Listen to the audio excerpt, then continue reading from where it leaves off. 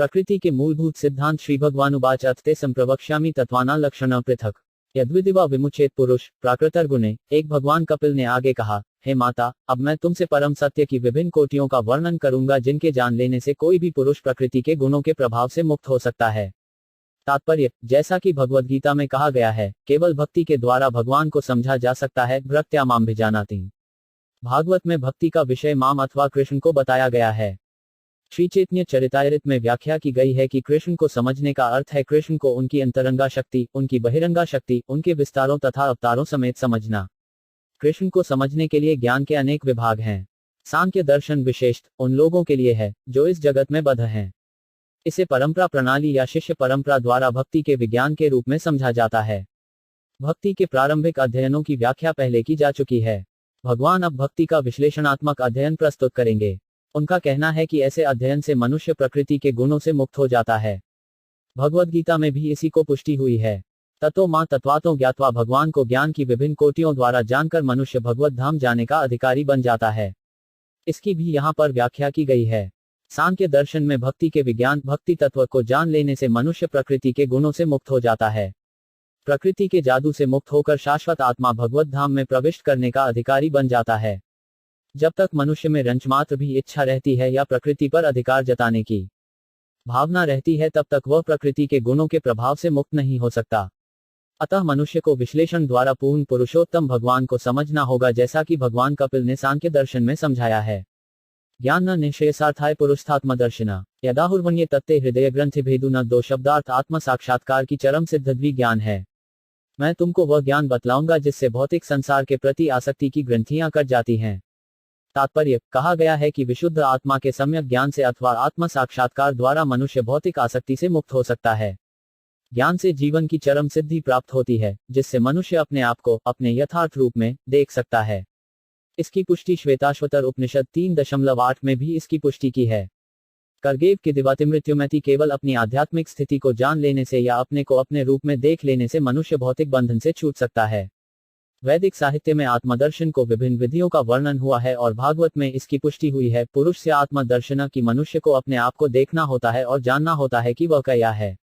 जैसा कि कपिलदेव अपनी माता को समझते हैं, उपयुक्त प्रामाणिक स्रोत से सुनकर ये दर्शन किया जा सकता है। कपिलदेव सबसे बड़े प्रमाण हैं, क्योंकि वे भगवान हैं और यदि कोई बिना मतांतर के जो कुछ कहा गया है उसे यथारूप में ग्रहण करता है, तो वह आत्मदर्शन कर सकता है। भगवान चैतन्य ने सनातन गोस्वामी से व्यक्ति की वास्तविक स्वाभाविक स्थिति की व्याख्या की है। उन्होंने प्रत्यक्ष कहा कि प्रत्येक जीवात्मा कृष्ण का शाश्वत दास है। जीवे स्वरूप हरे कृष्ण नित्य दास। प्रत्येक जीव शाश्वत दास है। जब मनुष्य को यह ज्ञान हो जाता है कि वह परमात्मा का अंशरूप है और उसको शाश्वत स्थिति परमेश्वर की संगति में रहकर सेवा करना है, तो वह स्वरूप सिद्ध हो जाता है। आत्मा स्व को भलीभांति समझने की स्थिति से भौतिक आसक्ति की ग्रंथि कट जाती है। हृदय ग्रंथि भेदने अहंकार या झूठे देहात्मबोध के कारण मनुष्य माया के पाश में आ जाता है, किंतु जैसे ही उसे ये ज्ञान हो जाता है कि गुणात्मक रूप से वह परमेश्वर जैसा तत्व है, कईयों की वह आत्मा की उसी कोटि से संबंधित है तथा उसकी शाश्वत स्थिति सेवा करने के लिए है, तो उसे आत्मदर्शन तथा हृदय ग्रंथि भेदनम अथवा आत्म साक्षात्कार प्राप्त हो जाता है। जब मनुष्य भौतिक जगत के प्रति आसक्ति की ग्रंथि को कट सकता है, तो उक्त समझ ज्ञान कहलाती है। अत्यक्षण का अर्थ है ज्ञान के द्वारा अपने आप को देखना। अतः जब मनुष्य वास्तविक ज्ञान के अनुशीलन से अहंकार से रहित हो जाता है, तो वह अपने आप को देखता है और मनुष्य जीवन को अंतिम आवश्यकता यही है। इस प्रकार आत्मा 24 प्रकार की प्रकृति के बंधन से विलग हो जाता है। क्रमबद्ध सांख्य दार्शनिक विधि का अनुसरण ज्ञान है और यही ज्ञान तथा आत्मदर्शन है। अनादिरात्मा पुरुषो निर्गुण प्रकृति पर प्रत्यग्धामा स्वयं ज्योतिर्वश रचेन समन्वितम 3 शब्दार्थ पूर्ण पुरुषोत्तम भगवान परमात्मा है और उनका आदि नहीं है।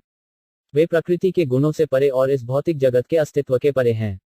वे सर्वत्र दिखाई पड़ने वाले हैं, क्योंकि वे स्वयं प्रकाशवान हैं और उनकी स्वयं प्रकाशवान कांति से संपूर्ण सृष्टि का पालन होता है। तात्पर्य, श्री भगवान को आदिरहित अनादि बताया गया है। वह पुरुष अर्थात परमात्मा है। पुरुष का अर्थ है व्यक्ति। जब हम अपने वर्तमान अनुभव से किसी व्यक्ति के विषय में सोचते हैं, तो उसका आदि होता है। इसका भाव यह है कि उसने जन्म लिया होगा और उसके जीवन के प्रारंभ से लेकर अब तक का इतिहास होगा। किंतु यहाँ पर भगवान को अनादि अर्थात आरंभ से रहित कहा गया है। यदि हम सभी व्यक्तियों का परीक्षण करें तो प्रत्येक का आदि होता है, किंतु जब हम ऐसे व्यक्ति तक पहुंच जाते हैं जिसका कोई आदि ही नहीं हो, तो वह परम पुरुष होता है। ब्रह्म संहिता में यही परिभाषा दी हुई है, ईश्वर परम कृष्ण परमेश्वर परम नियंता कृष्ण है, वह आदिरहित है और हर एक का उद्गम है। ये परिभाषा समस्त वैदिक साहित्य में उपलब्ध है। भगवान को आत्मा कहा गया है। तो आत्मा की क्या परिभाषा है? आत्मा सर्वत्र दर्शनीय है। ब्रह्म का अर्थ है महान। उसकी महानता सर्वत्र परिलक्षित है। और वह महानता क्या है? चेतना। हमें चेतना का व्यक्तिगत अनुभव होता है, क्योंकि यह पूरे शरीर में फैली है, यहाँ तक कि प्रत्येक रोमकूप में हम चेतना का अनुभव करते हैं। यह व्यक्तिगत चेतना है। इसी प्रकार परम चेतना होती है। इसके लिए एक लघु प्रकाश तथा सूर्य प्रकाश का उदाहरण लिया जा सकता है। सूर्य प्रकाश सर्वत्र, यहाँ तक कि कमरे के भीतर अथवा आकाश में भी दृष्टिगोचर होता है, किंतु एक लघु प्रकाश विशिष्ट सीमा में ही अनुभव किया जाता है। इसी प्रकार हमारी चेतना हमारे शरीर तक ही सीमित रहती है, किंतु परम चेतना या ईश्वर का अस्तित्व सर्वत्र देखा जाता है। वह अपनी शक्ति से सर्वत्र विद्यमान है। विष्णु पुराण में कहा गया है कि हमें जहां कहीं तथा सर्वत्र जो कुछ दिखता है, वह परमेश्वर की शक्ति का वितरण है। भगवद गीता में भी इसको पुष्टि हुई है कि भगवान सर्वव्यापी है और अपनी दो प्रकार की शक्तियों, आध्यात्मिक तथा भौतिक शक्तियों के द्वारा वह सर्वत्र विद्यमान रहता है। ये दोनों शक्तियां सर्वत्र फैली हुई हैं और यही भगवान के अस्तित्व का प्रमाण है। सर्वत्र चेतना का अस्तित्व क्षणिक नहीं है। यह अनादि है, अर्थात इसका कोई प्रारंभ नहीं, अतः यह अनंत भी है। यहाँ इस मत को स्वीकार नहीं किया गया कि चेतना का विकास भौतिक संयोग की किसी एक अवस्था में होता है, क्योंकि जो चेतना सर्वत्र विद्यमान है उसका कोई आदि नहीं है। ये भौतिकतावादी या निरीश्वरादि सिद्धांत की आत्मा नहीं है, ईश्वर नहीं है, और चेतना पदार्थ के संयोग से प्रतिफलित है, मान्य नहीं है। पदार्थ आदिविहीन नहीं होता, इसका आदि होता है। जिस प्रकार इस भौतिक शरीर का आदि है, उसी प्रकार विराट शरीर का भी है। और जिस तरह हमारा भौतिक शरीर हमारे आत्मा के आधार पर प्रारंभ हुआ, उसी तरह ये समग्र विराट शरीर परमात्मा के आधार पर प्रारंभ हुआ। वेदांत सूत्र का कथन है जन्मास्य। ये समग्र भौतिक प्रदर्शन ईसा की उत्पत्ति, वृद्धि, पालन तथा इसका संहार परम पुरुष से उद्भूत है। भगवद गीता में भी भगवान कहते हैं, मैं आदि हूँ, प्रत्येक वस्तु के जन्म का स्रोत हूँ। यहाँ पर भगवान का वर्णन हुआ है। वे अकारण हैं और समस्त कारणों के कारण हैं। पर का अर्थ है परे, सृजनात्मक शक्ति से परे। भगवान सृजनात्मक शक्ति के सृष्टा हैं। हम देखते हैं कि इस संसार में सृजनात्मक शक्ति है, किंतु भगवान इस शक्ति के अधीन नहीं है। जे तो प्रकृति पर अर्थात इस शक्ति से परे हैं। उन्हें भौतिक शक्ति माया द्वारा उत्पन्न तीन प्रकार के ताप नहीं सताते, क्योंकि वे इससे परे हैं। प्रकृति के गुण उनका स्पर्श तक नहीं कर पाते। यहाँ पर स्वयं ज्योति कहा गया है, जिसका अर्थ है कि वे साक्षात प्रकाश हैं। हमें इस जगत में यह अनुभव प्राप्त है कि एक का प्रकाश दूसरे का परावर्तन है, जिस प्रकार चांदनी धूप का परावर्तन है, धूप ब्रह्मज्योति का परावर्तन है, इसी तरह ब्रह्मज्योति परमेश्वर के शरीर का परावर्तन है। ब्रह्म संहिताएं इसकी पुष्टि हुई है, यस्य प्रथा प्रभवत। ब्रह्मज्योति भगवान की शारीरिक कांति के फलस्वरूप है, इसीलिए यहाँ स्वयं ज्योति कहा गया है, अर्थात वे स्वयं प्रकाश हैं। उनका प्रकाश अनेक प्रकार से बांटा हुआ है, यथा ब्रह्मज्योति, सूर्य प्रकाश, चंद्र प्रकाश। भगवद्गीता में पुष्टि की गई है कि आध्यात्मिक जगत में सूर्य प्रकाश, चांदनी या बजली की आवश्यकता नहीं पड़ती। उपनिषदों से भी इसकी पुष्टि होती है। चूंकि भगवान की शारीरिक आभा आध्यात्मिक जगत को प्रकाशित करने के लिए पर्याप्त है, अतः सूर्य प्रकाश, चांदनी या अन्य किसी प्रकाश या बिजली की कोई आवश्यकता नहीं पड़ती। यह आत्म प्रकाश भी इस मत का खंडन करता है कि आत्मा या आत्म चेतना भौतिक संयोग की किसी अवस्था विशेष में विकसित होती है। स्वयं ज्योति पद सूचित करता है कि किसी भौतिकता का रंचमात्र भी स्पर्श नहीं होता। यहाँ इसकी पुष्टि होती है कि भगवा की सर्वव्यापकता उनके सर्वत्र प्रकाश से है। हमें अनुभव होता है कि सूर्य एक स्थान पर स्थित है, जबकि उसका प्रकाश चारों ओर लाखों मील तक प्रसारित है। ये हमारा व्यावहारिक अनुभव है। इसी प्रकार यद्यपि परम प्रकाश उनके निजी धाम वैकुंठ या वृंदावन में स्थित है, किंतु उनका प्रकाश न केवल स्वर्ग में अपितु उसके परे भी व्याप्त है। इस लोक में भी वही प्रकाश सूर्य गोलक द्वारा परावर्तित होता है और सूर्य प्रकाश चंद्र गोलक द्वारा। इस प्रकार अपने धाम में स्थित रहते हुए भी उनका प्रकाश आध्यात्मिक तथा भौतिक जगतों के ऊपर फैला रहता है। ब्रह्म संहिता 5.37 इसकी पुष्टि करती है, गौलोक एवं निवसत्यखिलात्यभूत। वे भूलोक में निवास करते हैं, किंतु तो भी वे संपूर्ण सृष्टि में विद्यमान हैं। वे प्रत्येक वस्तु की परम आत्मा हैं, भगवान हैं और उनमें असंख्य दिव्य गुण हैं। ये भी निष्कर्ष निकलता है कि यद्यपि वे निस्संदेह पुरुष हैं, किंतु ते इस जगत के पुरुष नहीं हैं। मायावादी चिंतक यह नहीं समझ सकते कि इस भौतिक जगत के परे भी पुरुष हो सकता है, इसीलिए जे निर्विशेषवादी हैं। किंतु यहाँ बड़े ही उत्तम ढंग से बताया गया है कि भगवान इस संसार से परे हैं। सरस प्रकृति सूक्ष्मा देवी गुणमी विभु यह छयोपक्तमभ्यपद्यत लीला। 4 शब्दार्थ। उस महान से महानतम श्री भगवान ने सूक्ष्म भौतिक शक्ति को अपनी लीला के रूप में स्वीकार किया, जो त्रिगुणमयी है और विष्णु से संबंधित है। तात्पर्य, इस श्लोक में गुणमयीम शब्द अत्यंत महत्वपूर्ण है। दैवीम का अर्थ है भगवान की शक्ति और गुणमयीम का अर्थ है प्रकृति के 3 गुणों से युक्त। जब भगवान की भौतिक शक्ति प्रकट होती है तो ये गुणमयीम शक्ति तीनों गुणों को शक्तियों के प्राकट्य के रूप में होती है, यह आवरण के रूप में कार्य करती है। भगवान से उद्भूत शक्ति 2 रूपों में प्रकट होती है, परमेश्वर से उद्भव के रूप में तथा उनके मुखमंडल के आवरण के रूप में। भगवद्गीता में कहा गया है कि चूंकि सारा जगत प्रकृति के तीनों गुणों से मोहित रहता है, अतः सामान्य जीव ऐसी शक्ति से आच्छादित होने के कारण भगवान को नहीं देख सकता। यहाँ पर बादल का उदाहरण सटीक होगा। सहसा आकाश में एक बड़ा बादल प्रकट हो सकता है। इस बादल को 2 प्रकार से देखा जा सकता है। सूर्य के लिए यह उनकी शक्ति की सृष्टि है, परंतु सामान्य बद्ध जीव के लिए यह उसकी आंखों के लिए आवरण पर्दा है। बादल के कारण सूर्य नहीं देखा जा सकता है। ऐसा नहीं है कि सूर्य वास्तव में बादल से ढक गया हो, केवल सामान्य व्यक्ति की दृष्टि ढक जाती है। इसी प्रकार यद्यपि माया परमेश्वर को आच्छादित नहीं कर सकती, क्योंकि वे माया से परे हैं, किंतु यही माया सामान्य जीवात्माओं को आच्छादित कर लेती है। इस प्रकार आच्छादित होने वाले बद्ध जीव पृथक पृथक जीवात्माएं हैं और जिनकी शक्ति से माया उत्पन्न होती है वे भगवान हैं। श्रीमद् भागवत में अन्यत्र प्रथम स्कंद के 7वें अध्याय में कहा गया है कि व्यासदेव ने अपनी आध्यात्मिक दृष्टि से भगवान का दर्शन किया और माया भगवान के पीछे खड़ी रही। इसका यह अर्थ हुआ कि माया भगवान को आच्छादित नहीं कर सकती, जिस तरह की अंधकार सूर्य को आच्छादित नहीं कर सकता। अंधकार केवल उतना का क्षेत्र घेर पाता है जो सूर्य की तुलना में नगण्य है।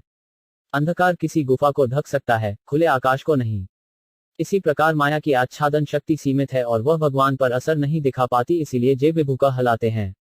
जिस तरह बादल के प्राकट्य को सूर्य स्वीकारता है, उसी प्रकार भगवान कुछ अंतराल के लिए माया के प्राकट्य को स्वीकारते हैं। यद्यपि उनको ये भौतिक शक्ति भौतिक जगत की उत्पत्ति के काम आती है, किंतु इसका अर्थ यह नहीं होता कि इस शक्ति से वे आच्छादित हैं। जो लोग इस भौतिक शक्ति से आच्छादित होते हैं वे बद्ध जीव का हलाते हैं। भगवान उत्पत्ति, प्रलय तथा संहार जैसी लीलाओं के लिए भौतिक शक्ति को स्वीकारते हैं, किंतु बद्ध जीव आच्छादित चला आ रहा होता है। वह यह नहीं समझ पाता कि इस भौतिक शक्ति के परे भगवान, जो समस्त कारणों के कारण है। ठीक उसी तरह अल्पज्ञ व्यक्ति यह नहीं समझ पाता कि बादलों के पार सूर्य प्रकाश है। गुणर्विचित्रा सूचती स्वरूपा प्रकृतिन प्रजा विलोक्य मुमुहे सद्या स ज्ञानगुहया 5 शब्दार्थ अपने 3 गुणों से अनेक प्रकारों में विभक्त ये भौतिक प्रकृति जीवों के स्वरूपों को उत्पन्न करती है और इसे देखकर सारे जीव माया के ज्ञान आच्छादक गुण से मोहग्रस्त हो जाते हैं। तात्पर्य, माया में ज्ञान को आच्छादित करने की शक्ति है, किंतु इस आवरण आच्छादन को भगवान पर लागू नहीं किया जा सकता। ये केवल प्रजा या भौतिक शरीर के साथ पैदा हुए हैं, अर्थात बद्ध जीवों पर ही लागू होता है। जैसा कि भगवद्गीता तथा अन्य वैदिक साहित्य में कहा गया है, विभिन्न प्रकार के जीव प्रकृति के गुणों के अनुसार भिन्न भिन्न होते हैं। भगवद्गीता 7.12 में बहुत अच्छी तरह व्याख्या की गई है कि यद्यपि सतो, रजो तथा तमोगुण भगवान से उत्पन्न है, किंतु भगवान इनके अधीन नहीं होते। दूसरे शब्दों में, श्री भगवान से उद्भूत शक्ति उन पर प्रभाव नहीं डाल सकती, वह बद्ध जीवों पर प्रभाव डालती है, जो भौतिक शक्ति से आच्छादित रहते हैं। भगवान समस्त जीवों के पिता हैं, क्योंकि वे भौतिक शक्ति में जीवों का गर्भाधान करते हैं। इसीलिए बद्ध जीवों को भौतिक शक्ति से उत्पन्न शरीर प्राप्त होते हैं, जबकि इन जीवों का पिता तीनों गुणों से पृथक ही रहता है।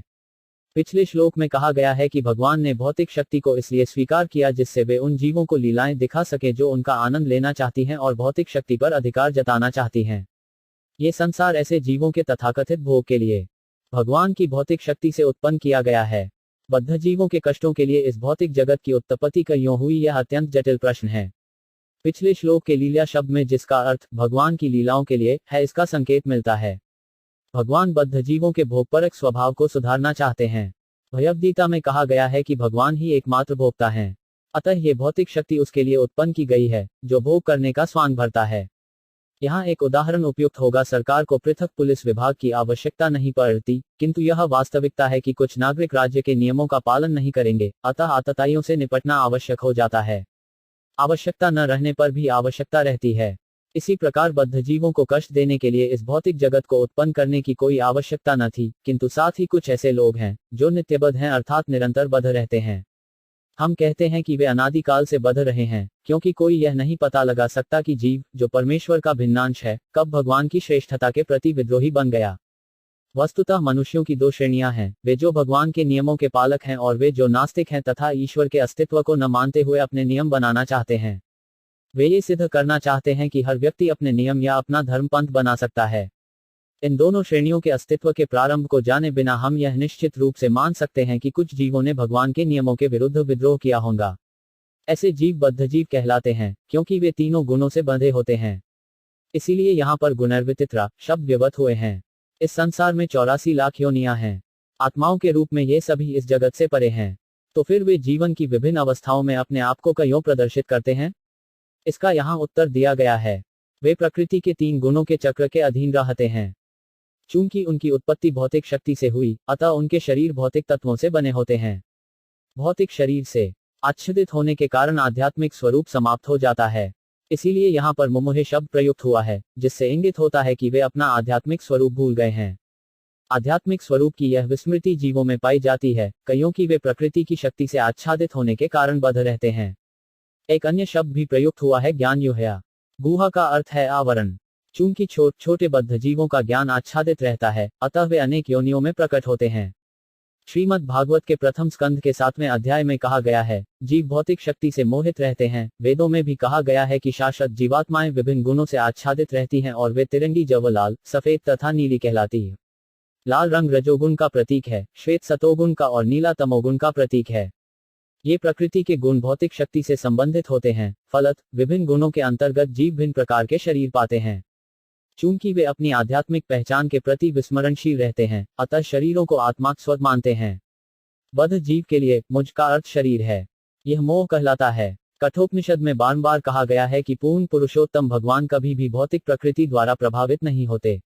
वे तो दरअसल बद्ध जीव या परमेश्वर के अत्यंत सूक्ष्म अंश हैं, जिन पर भौतिक प्रकृति का प्रभाव पड़ता है और जो भौतिक गुणों के अधीन विभिन्न शरीरों में दिखाई पड़ते हैं।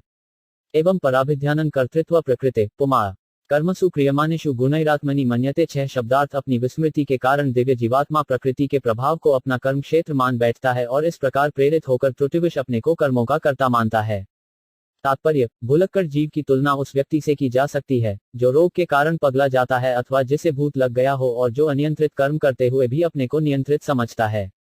प्रकृति के वशीभूत होकर बद्ध जीव भौतिक चेतना में लीन रहता है। इस चेतना में बद्ध जीव भौतिक शक्ति के वशीभूत होकर जो भी करता है उसे वह आत्मा प्रेरित मान बैठता है। वास्तव में आत्मा को अपनी शुद्ध अवस्था में कृष्ण चेतना में रहना चाहिए। जब कोई व्यक्ति कृष्ण चेतना में कार्य नहीं करता तो समझा जाता है कि वह भौतिक चेतना में कार्य कर रहा है। चेतना मारी नहीं जा सकती, क्योंकि जीव का लक्षण ही चेतना है। भौतिक चेतना को केवल शुद्ध करना पड़ता है। कृष्ण या परमेश्वर को स्वामी के रूप में स्वीकार करने तथा अपनी चेतना को भौतिक से कृष्ण चेतना में बदल देने से मनुष्य मुक्त हो जाता है। तदस्य संसुरितिबंध पारक्षयम तत्कृतम भवत्यकर्तुरीशस्य साक्षिणो निर्वृतात्मन। 7 शब्दार्थ। भौतिक चेतना ही मनुष्य के बद्ध जीवन का कारण है, जिसमें परिस्थितियां जीव पर हावी हो जाती हैं। यद्यपि आत्मा कुछ भी नहीं करता और ऐसे कर्मों से परे रहता है, किंतु इस प्रकार वह बद्ध जीवन से प्रभावित होता है। तात्पर्य, मायावादी विचारक, जो परम आत्मा तथा व्यष्टि आत्मा में अंतर नहीं कर पाता, कहता है कि जव की बद्धावस्था उसको लीला है। किंतु लीला का अर्थ है भगवान के कार्यकलापों में नियोजित होना। मायावादी इस शब्द का गलत प्रयोग करते हैं और कहते हैं कि भले ही जीव मलभक्षी शुक क्यों न बन जावे, वह अपनी लीलाओं का आनंद भोगता है। यह अत्यंत घातक व्याख्या है। वस्तुतः परमेश्वर समस्त जीवों के नायक तथा पालक हैं। उनकी लीलाएं किसी भी भौतिक कार्य से परे हैं। भगवान की ऐसी लीलाओं को जीव के बदकर्मों तक घसीट कर नीचे नहीं लाया जा सकता। बद्ध जीवन में जीव भौतिक शक्ति के हाथों में बंदी जैसा बना रहता है। भौतिक शक्ति जो भी कराती है, बद्ध जीव करता है। उसका अपना कोई उत्तरदायित्व नहीं रहता, वह कर्म का साक्षी मात्र रहता है। किंतु उसे कृष्ण के साथ अपने शाश्वत संबंध को न समझने के अपराध में ऐसा करने के लिए बाध्य किया जाता है। इसीलिए भगवान कृष्ण भगवद गीता में कहते हैं कि माया इतनी प्रबल है कि वह दुर्लभ्य होती है। किंतु यदि जीव केवल इतना ही जान ले कि उसकी स्वाभाविक स्थिति कृष्ण की सेवा करना है और यदि वह इस नियम के अनुसार कार्य करता चले तो वह कितना ही बद्ध क्यों न रहे, माया का प्रभाव तुरंत दूर हो जाता है। भगवद गीता के 7वें अध्याय में इसका स्पष्ट कथन हुआ है। जो कोई असहाय होने के कारण कृष्ण की शरण लेता है, उसका भार कृष्ण ले लेते हैं और इस तरह माया का प्रभाव मिट जाता है। आत्मा वास्तव में सच्चिदानंद है, शाश्वत आनंद तथा ज्ञान से पूर्ण है। किंतु माया के चंगुल में वह बार बार जन्म, मृत्यु, रोग तथा वृद्धावस्था का कष्ट पाता है। मनुष्य को इस सांसारिक परिस्थिति से निपटने तथा अपने आप को कृष्ण भक्ति तक लाने के लिए उद्योगशील रहना होता है, क्योंकि इस तरह उसके दीर्घकालीन कष्टों का सहज ही अंत हो सकता है। संक्षेप में कहा जा सकता है कि बद्ध जीव को जो कष्ट मिलता है, वह प्रकृति के प्रति उसकी आसक्ति के फलस्वरूप होता है। इसलिए इस आसक्ति को जड़ पदार्थ से श्री कृष्ण में स्थानांतरित कर दिया जाना चाहिए। कार्यकारण कर्तृत्व में कारण प्रकृतिन विदु। भोवतृत्व में सुख दुख खाना पुरुष प्रकृति परम आठ शब्दार्थ बद्ध जीव के शरीर इंद्रियों तथा इंद्रियों के अधिष्ठता देवों का कारण भौतिक प्रकृति है। इसे विद्वान मनुष्य जानते हैं। स्वभाव से दिव्य ऐसे आत्मा के सुख तथा दुख जैसे अनुभव स्वयं आत्मा द्वारा उत्पन्न होते हैं। पूर्ण विराम। तात्पर्य, भगवद गीता में कहा गया है कि जब भगवान इस संसार में अवतरित होते हैं तो वे आत्ममाया द्वारा पुरुष के रूप में आते हैं। वे किसी परा प्रकृति द्वारा बाध्य नहीं किए जाते, वे स्वेच्छा से आते हैं और इसे ही उनकी लीला कहा जा सकता है। किंतु यहाँ स्पष्ट रूप से कहा गया है कि बद्ध जीव को प्रकृति के 3 गुणों के अधीन किसी विशेष प्रकार का शरीर तथा इंद्रियां धारण करने के लिए बाध्य किया जाता है। उसे ये शरीर अपनी रुचि के अनुसार प्राप्त नहीं होता। दूसरे शब्दों में ये कहा जा सकता है कि बद्ध जीव को स्वतंत्र चुनाव करने की छूट नहीं होती, उसे अपने कर्म के अनुसार कोई न कोई शरीर स्वीकार करना पड़ता है।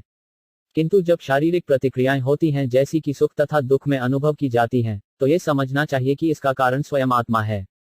यदि आत्मा चाहे तो इस द्वैतपूर्ण बद्ध जीवन को कृष्ण की सेवा ग्रहण करके बदल सकता है। जीव भी अपने कष्टों का कारण है, किंतु वह अपने शाश्वत सुख का भी कारण हो सकता है।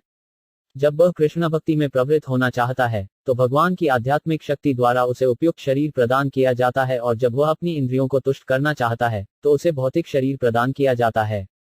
अतः आध्यात्मिक शरीर या भौतिक शरीर स्वीकार करना जीव के मनचाहे चुनाव पर निर्भर करता है, किंतु एक बार शरीर स्वीकार कर लेने पर सुख या दुख उठाना पड़ता है।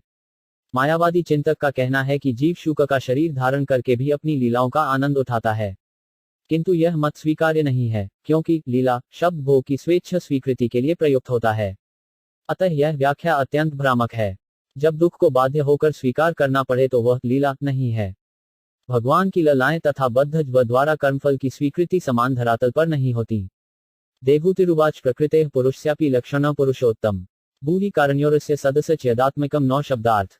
देवहूति ने कहा, हे भगवान, आप परम पुरुष तथा उनकी शक्तियों के लक्षण कहें, क्योंकि ये दोनों इस प्रकट तथा अप्रकट सृष्टि के कारण हैं। तात्पर्य, प्रकृति का संबंध परमेश्वर तथा जीवात्मा दोनों से है, ठीक वैसे ही है जैसे कि खत्री अपने पति से पत्नी के रूप में और बच्चों से माता के रूप में संबंधित होती है। भगवद गीता में भगवान का कथन है कि वे माता प्रकृति के गर्भ में जीवात्मा रूप संतानों को प्रविष्ट कराते हैं और फिर जीवों की समस्त योनियां प्रकट होती हैं। प्रकृति के साथ समस्त जीवों के संबंध की व्याख्या की जा चुकी है। अब देवहूति प्रकृति तथा परमेश्वर के बीच जो संबंध पाया जाता है उसके विषय में पूछती हैं। इस संबंध का परिणाम फल प्रकट तथा अप्रकट जगत बताया गया है। अप्रकट जगत सूक्ष्म महतु तत्त है और इस महत तत्व से दृश्य जगत प्रकट हुआ। वैदिक साहित्य में बतलाया गया है कि परमेश्वर की दृष्टि डालने ही सारी भौतिक शक्ति प्रविष्ट हो जाती है और तब प्रकृति से प्रत्येक वस्तु उत्पन्न होती है। भगवद गीता के 9वें अध्याय में भी पुष्टि की गई है कि उन्हीं की दृष्टि के अंतर्गत अध्यक्षेण अर्थात उनके निर्देशन तथा उन्हीं की इच्छा से प्रकृति कार्य करती है। ऐसा नहीं कि प्रकृति मनमाने ढंग से कार्य करती है। प्रकृति के प्रसंग में बद्ध जीवों की स्थिति को समझते हुए देवहूति ने जानना चाहा कि प्रकृति कैसे भगवान के निर्देशन में कार्य करती है और प्रकृति तथा भगवान के बीच कैसा संबंधता है। दूसरे शब्दों में उन्होंने ये जानना चाहा कि प्रकृति के संदर्भ में भगवान के गुण क्या हैं। जीवात्मा का पदार्थ से और परमेश्वर का पदार्थ से जो संबंध है वह समान स्तर पर नहीं है, भले ही मायावादी ऐसा कहते रहें।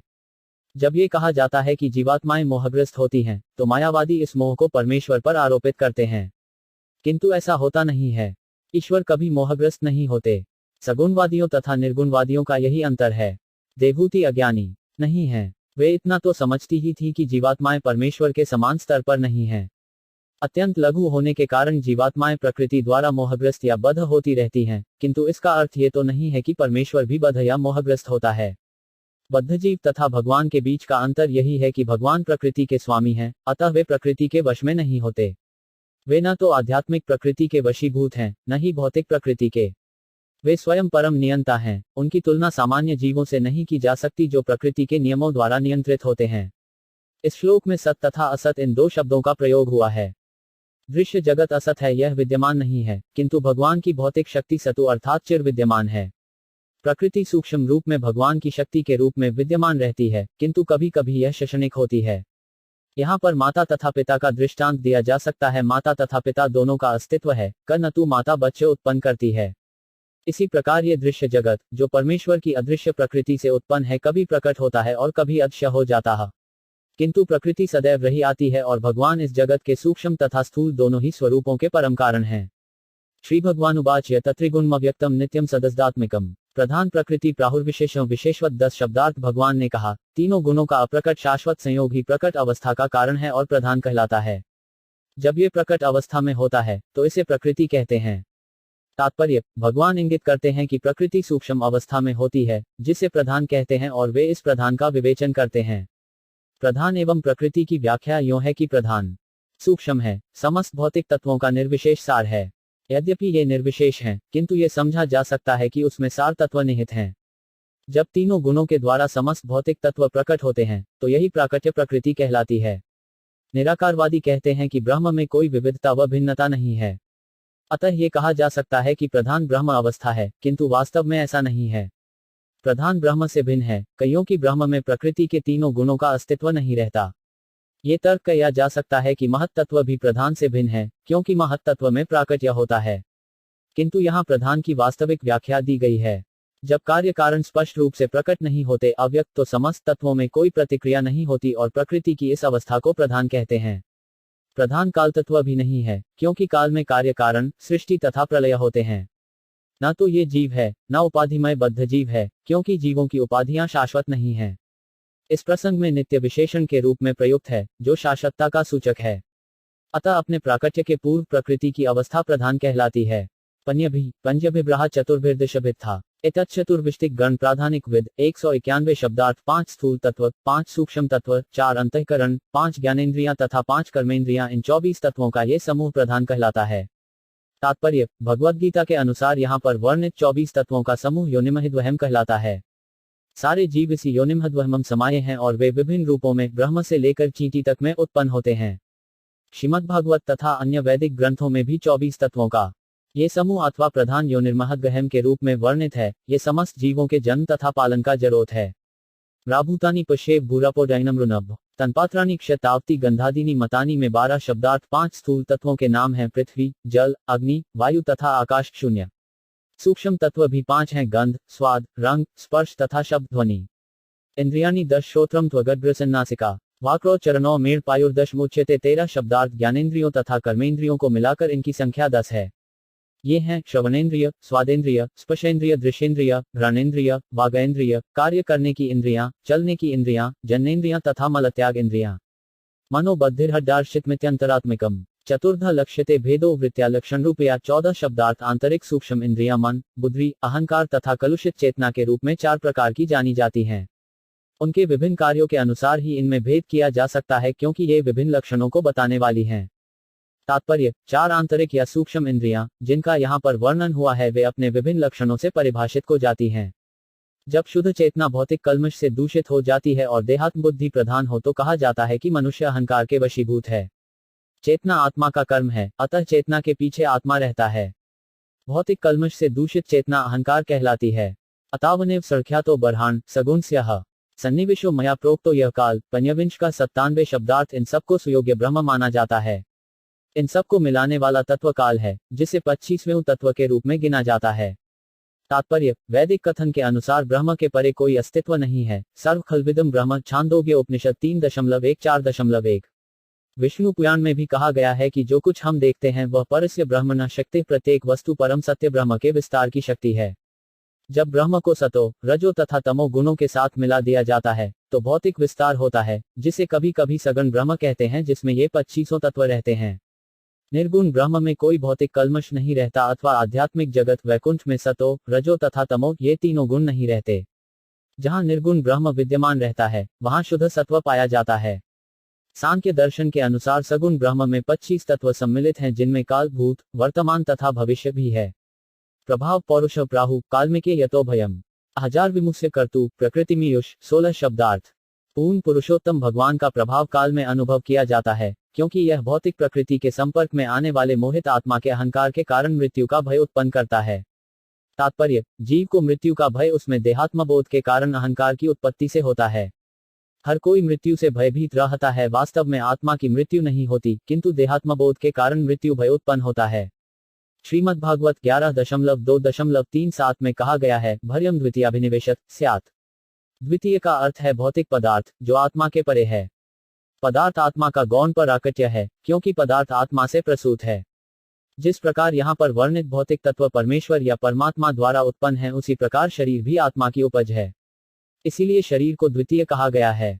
जब मनुष्य इस द्वितीय तत्व या आत्मा के द्वितीय प्रदर्शन में तल्लीन रहता है, तो वह मृत्यु से भयभीत रहता है। जब उसे ये पूर्ण विश्वास हो जाता है कि वह अपना शरीर नहीं है, तो मृत्यु से डरने का प्रश्न ही नहीं उठता, क्योंकि आत्मा कभी मरता नहीं। यदि आत्मा भक्ति के आध्यात्मिक कर्म में लग जाता है, तो वह जन्म तथा मृत्यु से पूर्णतया मुक्त हो जाता है। उसकी अगली स्थिति देह से पूर्ण विमुक्ति होती है। मृत्यु भय काल का प्रभाव है, जो परमेश्वर के प्रभाव का द्योतक है। दूसरे शब्दों में, काल विध्वंसक है। काल भगवान का प्रतिनिधित्व करता है, और यह हमें इसका भी स्मरण कराता है कि हम ईश्वर की शरण ग्रहण करें। ईश्वर हर बद्ध जीव से काल के रूप में बातें करते हैं। भगवान भगवद गीता में कहते हैं कि यदि कोई मेरी शरण में आ जाता है, तो फिर जन्म तथा मृत्यु का कोई समस्या नहीं रह जाती। अतः हमें काल को अपने समक्ष खड़े हुए भगवान के रूप में मानना चाहिए। इसकी विशद व्याख्या अगले श्लोक में की गई है। प्रकृतिर्गुण साम्यस्य निर्विशेषस्य मानवी चेष्टा यतः स भगवान काल इत्युपलिक्षित। 17 शब्दार्थ है स्वयंभू पुत्री, हे माता, जैसा कि मैंने बतलाया, काल ही श्री भगवान है, जिससे उदासीन संभाव एवं अप्रकट प्रकृति के गतिमान होने से सृष्टि प्रारंभ होती है। तात्पर्य, प्रकृति को अप्रकट अवस्था प्रधान की व्याख्या की जा रही है। भगवान कहते हैं कि जब भगवान को दृष्टि से यह अप्रकट प्रकृति विशुद्ध होती है, तो यह नाना प्रकार से अपने को प्रकट करती है। इस विशुद्धावस्था के पूर्व वह निष्क्रिय पड़ी रहती है, उसमें प्रकृति के तीनों गुणों के द्वारा कोई अंतःक्रिया नहीं होती। दूसरे शब्दों में, भगवान का संपर्क पाए बिना प्रकृति किसी प्रकार का प्राकट्य नहीं कर सकती। भगवद गीता में इसका अत्यंत सुंदर वर्णन हुआ है। श्री गवा प्रकृति के उत्पादों के कारण हैं। उनके संपर्क के बिना प्रकृति कुछ भी उत्पन्न नहीं कर सकती। इस प्रसंग में चैतन्य चारितायत में एक अत्यंत उपयुक्त उदाहरण मिलता है। यद्यपि बकरी के गलस्तन स्तनों जैसे ही प्रतीत होते हैं, किंतु उनसे दूध नहीं निकलता। इसी प्रकार भौतिक विज्ञानी को ये प्रकृति आश्चर्यजनक ढंग से क्रिया प्रतिक्रिया करती प्रतीत होती है, किंतु वास्तव में उत्प्रेरक अर्थात भगवान के प्रतिनिधि स्वरूप काल के बिना ये कार्य नहीं कर सकती। काल प्रकृति की निष्क्रिय अवस्था साम्यावस्था को विश्लुप्त करता है, जिससे प्रकृति नाना प्रकार से प्रकट होने लगती है। अंततः ये कहा जाता है कि भगवान सृष्टि के कारण हैं। जिस प्रकार पुरुष से गर्भधारण किए बिना कोई स्त्री संतान उत्पन्न नहीं कर सकती, उसी प्रकार यह प्रकृति काल रूप भगवान से गर्भाधान किए बिना कुछ भी उत्पन्न नहीं कर सकती। अंत, पुरुषरूपेण कालरूपेण यो बहे समन्वयेश सत्वाना भगवानात्ममाया। 18 शब्दार्थ पूर्ण पुरुषोत्तम भगवान अपनी शक्तियों का प्रदर्शन करते हुए अपने आप को भीतर से परमात्मा रूप में और बाहर काल रूप में रखकर विभिन्न तत्वों का समन्वयन करते हैं। तात्पर्य, यहाँ पर यह कहा गया है कि हृदय के भीतर भगवान परमात्मा रूप में निवास करते हैं। भगवद गीता में भी इसी अवस्था का वर्णन हुआ है। परमात्मा व्यष्टि आत्मा के ही निकट निवास करता है और साक्षी रूप में कार्य करता है। जैदिक साहित्य में अन्यत्र भी इसकी पुष्टि की गई है। दो पक्षी शरीर रूपी एक ही वृक्ष पर बैठे हैं, एक साक्षी स्वरूप है और दूसरा वृक्ष के फलों को खा रहा है। ये पुरुष या परमात्मा जो प्रत्येक जीव के शरीर के भीतर निवास करता है, उसे भगवद गीता 13.23 में उपद्रष्टा या साक्षी तथा अनुमंता या अधिकार प्रदान करने वाला कहा गया है। बद्ध जीव भगवान की बहिरंगा शक्ति की व्यवस्था से उसे मिले है, शरीर विशेष के सुख दुख में लगा रहता है। किंतु परमात्मा या परम पुरुष बद्ध जीव से भिन्न है। उसे भगवद गीता में महेश्वर कहा गया है। वह परमात्मा है, जीवात्मा नहीं। परमात्मा का अर्थ है जो बद्ध जीव के पास बैठा हुआ है और उसे कर्म के लिए स्वीकृति प्रदान करने वाला है। बद्ध जीव इस संसार में प्रकृति को भोगने के लिए आता है। चूंकि कोई भी परमेश्वर की अनुमति के बिना कुछ भी नहीं कर सकता, अतः परमेश्वर जीवात्मा के साथ साक्षी तथा अनुमति प्रदाता के रूप में रहता है।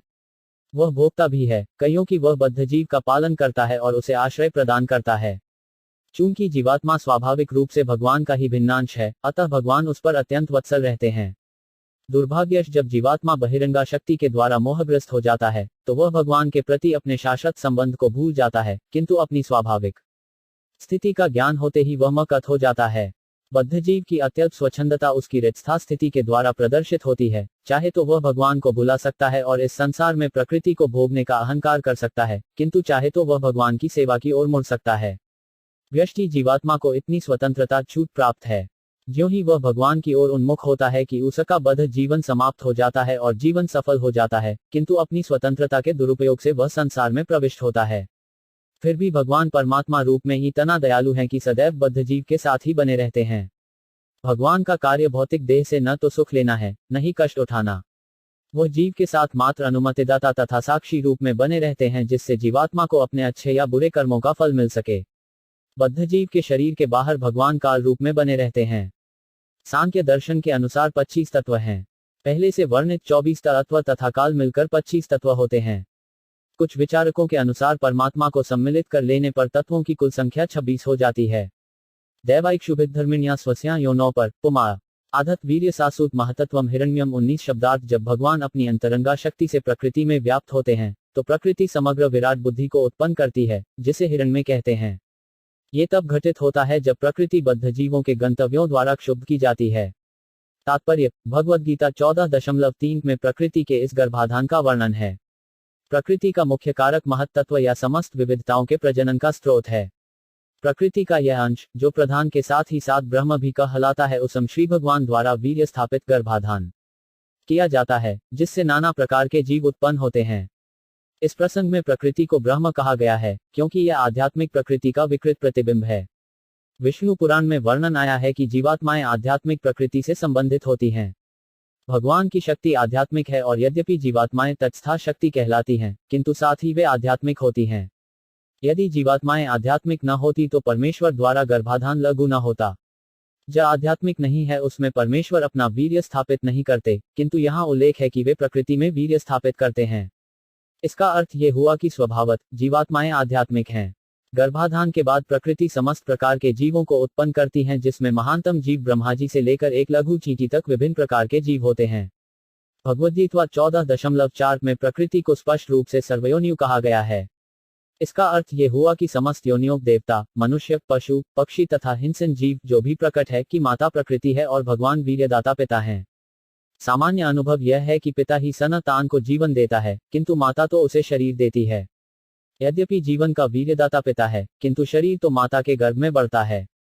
इसी प्रकार आध्यात्मिक जीवात्माएं प्रकृति के गर्भ में स्थापित की जाती हैं, किंतु शरीर प्रकृति द्वारा प्रदत्त होता है और वह विभिन्न योनियां एवं रूप धारण करता है। यहाँ पर इस सिद्धांत को समर्थन नहीं मिलता कि जीवन के लक्षण 24 तत्वों की अंतःक्रिया से प्रकट होते हैं। जीवनी शक्ति सीधे भगवान से मिलती है और पूर्णतया आध्यात्मिक होती है। अतः किसी भी प्रकार की भौतिक वैज्ञानिक प्रगति जीवन को उत्पन्न नहीं कर सकती। जीवनी शक्ति आध्यात्मिक जगत वैकुंठ से आती है, भौतिक तत्वों की अंतःक्रिया से उसका कोई सरोकार नहीं होता। विश्वमात्मगत व्यंजनकूटस्थो जगदूर स्वतेजसा पिबति ब्रह्मात्मा प्रस्वापन तमः 20 शब्दार्थ। इस प्रकार तेजस्वी महत्तत्व, जिसके भीतर सारे ब्रह्मांड समाये हुए हैं, जो समस्त दृश्य जगत का मूल है और जो प्रलय के समय भी नष्ट नहीं होता, अपनी विविधता प्रकट करके उस अंधकार को निगल जाता है, जिसने प्रलय के समय तेज को ढक लिया था। तात्पर्य, चूंकि भगवान सर्वव्यापी, समस्त वरदायक तथा ज्ञान से पूर्ण है, अतः उनकी विभिन्न शक्तियां सुप्तावस्था में भी सदैव विद्यमान रहती हैं। अतः जब महत्तत्व की उत्पत्ति की गई तो इससे भौतिक अहंकार उत्पन्न हुआ और ईसने दृश्य जगत में व्याप्त प्रलयकालीन अंधकार को निगल लिया। इस विचार की और भी व्याख्या की जा सकती है। रात्रि में मनुष्य रात्रि के अंधकार से आवृत होकर निष्क्रिय रहता है, किंतु जब प्रातः काल उसे जगाया जाता है तो रात्रि का आवरण या सुप्तावस्था की विस्मृति लुप्त हो जाती है। इसी प्रकार जब प्रलयकालीन रात्रि के बाद महत्तत्व प्रकट होता है तो तेज प्रकट होता है, जिससे इस जगत की विविधता दृष्टिगोचर होती है। यतसत्वगुण स्वच्छे शांतम भगवतः पदम यदाहुर्वासुदेवाख्य चित्तन्महदात्मकम 219 शब्दार्थ सतोगुण, जो भगवान के ज्ञान की स्वच्छ सौम्य अवस्था है और जो सामान्यतः वासुदेव या चेतना कहलाता है, महत्तत्व में प्रकट होता है। तात्पर्य, वासुदेव प्राकट्य अथवा भगवान के ज्ञान को अवस्था शुद्ध सत्व कहलाती है। शुद्ध सत्व अवस्था में अन्य गुणों यथा रजो तथा तमो गुणों का उल्लंघन नहीं होता। वैदिक ग्रंथों में भगवान का विस्तार 4 पुरुषों में बताया गया है: वासुदेव, संकर्षण, प्रद्युम्न तथा अनिरुद्ध। यहाँ पर महत्तत्व के प्राकट्य में भगवान के चारों विस्तार रहते हैं। इनमें से जो परमात्मा के रूप में भीतर स्थित है, वह सबसे पहले वासुदेव के रूप में विस्तार करता है। वासुदेव अवस्था भौतिक इच्छाओं के उल्लंघन से मुक्त है और यह वह अवस्था है जिसमें कोई भी श्री भगवान को या वह लक्ष्य जिसे भगवद गीता में अद्भुत कहा गया है उसे समझ सकता है। महतु तत्व का यह अन्य लक्षण है। वासुदेव विस्तार को कृष्ण चेतना भावनामृत भी कहते हैं, क्योंकि यह काम तथा अज्ञान के सारे रंगों से मुक्त होता है। ज्ञान की यह शुद्ध अवस्था भगवान को समझने में सहायक होती है। भगवद्गीता में वासुदेव अवस्था को क्षेत्रज्ञ भी कहा गया है, जो कर्म क्षेत्र के ज्ञाता तथा परम ज्ञाता का बोध करने वाला है। जीव जो विशिष्ट प्रकार का शरीर धारण करता है उसे वह जानता है, किंतु परम ज्ञाता वासुदेव न केवल विशेष प्रकार के शरीर को ही, अपितु विभिन्न प्रकार के शरीरों के कर्म क्षेत्र को भी जानता है। स्वच्छ चेतना या क्रिएशन चेतना प्राप्त करने के लिए मनुष्य को वासुदेव की पूजा करनी होती है। वासुदेव एकाकी कृष्ण ही हैं। जब कृष्ण या विष्णु अकेले होते हैं, उनके साथ उनको अंतरंगा शक्ति नहीं रहती, तो वे वासुदेव होते हैं। किंतु जब वे अपनी अंतरंगा शक्ति के साथ होते हैं तो द्वारकाधीश कहलाते हैं। शुद्ध चेतना या कृष्ण चेतना पाने के लिए मनुष्य को वासुदेव को पूजा करनी होती है। भगवद्गीता में इसका भी उल्लेख है कि अनेकानेक जन्मों के बाद मनुष्य वासुदेव की शरण में जाता है।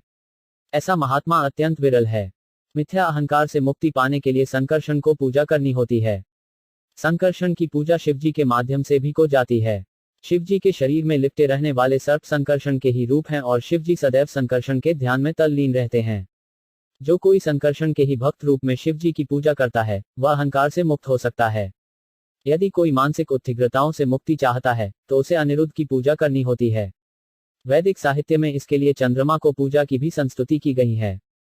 इसी प्रकार अपनी बुद्धि में स्थित रहने के लिए मनुष्य को प्रद्युम्न की पूजा करनी होती है, जिन्हें ब्रह्मा की पूजा द्वारा प्राप्त किया जा सकता है। ये बातें वैदिक ग्रंथों में बताई गई हैं।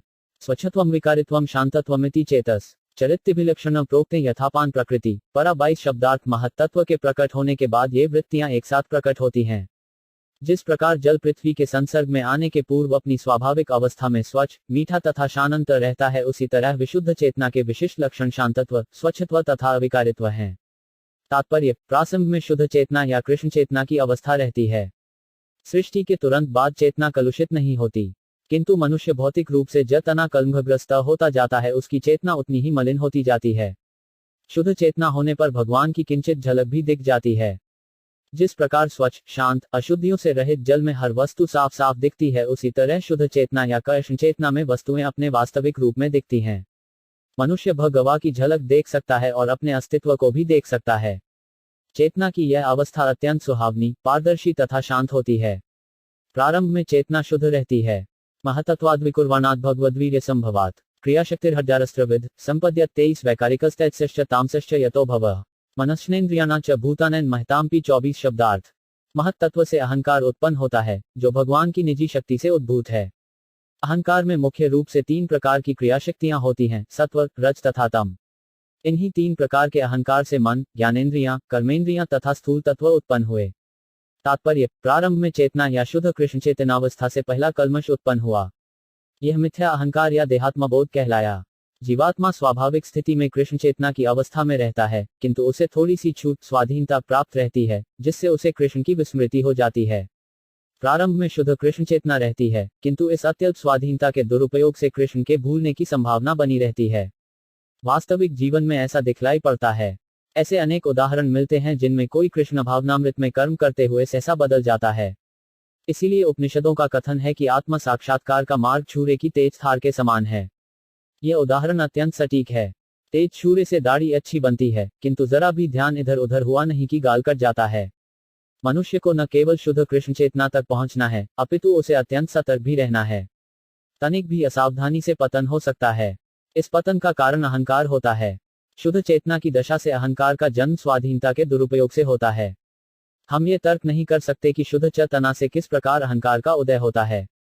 वास्तविकता तो ये है कि ऐसा होने की सदैव संभावना रहती है, अतः मनुष्य को सदैव सतर्क रहना होता है। समस्त भौतिक कार्यकलापों का मूल सिद्धांत अहंकार है। ये कार्य भौतिक गुणों में संपन्न होते हैं। ज्यों ही मनुष्य शुद्ध कृष्ण चेतना से विचलित होता है कि भौतिक कार्यों में वह उलझता जाता है। भौतिकवाद का बंधन मन है और इस मन से इंद्रियां प्रकट होती हैं। सहस्रशीर्ष साक्षामनंत प्रचक्षिते सदद्भूषणाख्य पुरुष भूतेन्द्रिय मनोम्यम 257। स्थूल तत्वों का स्रोत, इंद्रियां तथा मन, ये ही 3 प्रकार के अहंकार उनसे अमित हैं, क्योंकि अहंकार ही उनका कारण है। ये संकर्षण के नाम से जाना जाता है, जो कि 1000 शिरों वाले साक्षात भगवान अनंत हैं। कर्तृत्वम करणत्वम च कार्यत्वम चेति लक्षणम शांतघोर विमुत्वमिति वास्थाधूत 26 शब्दार्थ। यह अहंकार कर्ता, करण, साधन तथा कार्य प्रभाव के लक्षणों वाला होता है। सतो, रजो तथा तमो गुणों के द्वारा ये जिस प्रकार प्रभावित होता है उसी के अनुसार यह शांत, क्रियावान या मंद लक्षण वाला माना जाता है। तात्पर्य: अहंकार भौतिक व्यापारों के अधिष्ठाता देवताओं में रूपांतरित हो जाता है। करण के रूप में अहंकार विभिन्न इंद्रियों के रूप में प्रदर्शित होता है और देवताओं तथा इंद्रियों के संयोग से भौतिक वस्तुएं उत्पन्न होती हैं। इस जगत में हम अनेक वस्तुएं उत्पन्न कर रहे हैं, जिसे सभ्यता की उन्नति कहते हैं, किंतु वास्तव में सभ्यता की उन्नति अहंकार का प्रकाशन है। अहंकार से ही सारी वस्तुएं सुखोपभोग की सामग्रियों के रूप में उत्पन्न होती हैं। मनुष्य को इन सामग्रियों की कृत्रिम आवश्यकता को कम करना होता है। महान आचार्य नरोत्तम दास ठाकुर ने शोक प्रकट किया है कि जब मनुष्य वासुदेव को शुद्ध चेतना या कृष्ण चेतना से विपत होता है तो वह भौतिक कर्मों में बंध जाता है। उनके द्वारा प्रयुक्त शब्द इस प्रकार हैं: सत्संग छाड़ी कैनु अस्ते विलासते कारणे लागिल ये कर्म बंद फांस। मैं क्षणिक भौतिक संसार का आनंद उठाना चाहता था, इसलिए मैंने शुद्ध चेतना की अवस्था का परित्याग कर दिया, इसलिए मैं कर्म फल के जाल में फंस गया हूँ। वैकारिका विकुर्वाणान मनस्तत्वम जायत यत्सद्रूप विकल्पाभ्यां वर्तते काम संभव 27 शब्दार्थ सत्व के अहंकार से दूसरा विकार आता है। इससे मन उत्पन्न होता है जिसके संकल्पों तथा विकल्पों से इच्छा का उदय होता है। तात्पर्य: मन के लक्षण हैं संकल्प तथा विकल्प जो विभिन्न प्रकार की इच्छाओं के कारण उत्पन्न होते हैं। जो हमें इंद्रिय तृप्ति के अनुकूल लगता है हम उसी की कामना करते हैं और जो प्रतिकूल लगता है उसका बहिष्कार करते हैं। हमारा मन स्थिर नहीं रहता, किंतु यदि कृष्ण चेतना भक्ति के कार्यों में लगा दिया जाए तो वही मन स्थिर हो जाता है। अन्यथा जब तक मन भौतिक अवस्था में रहता है तो यह डांवाडोल होता रहता है और यह सारा संकल्प विकल्प असतु अथवा नाशवान होता है।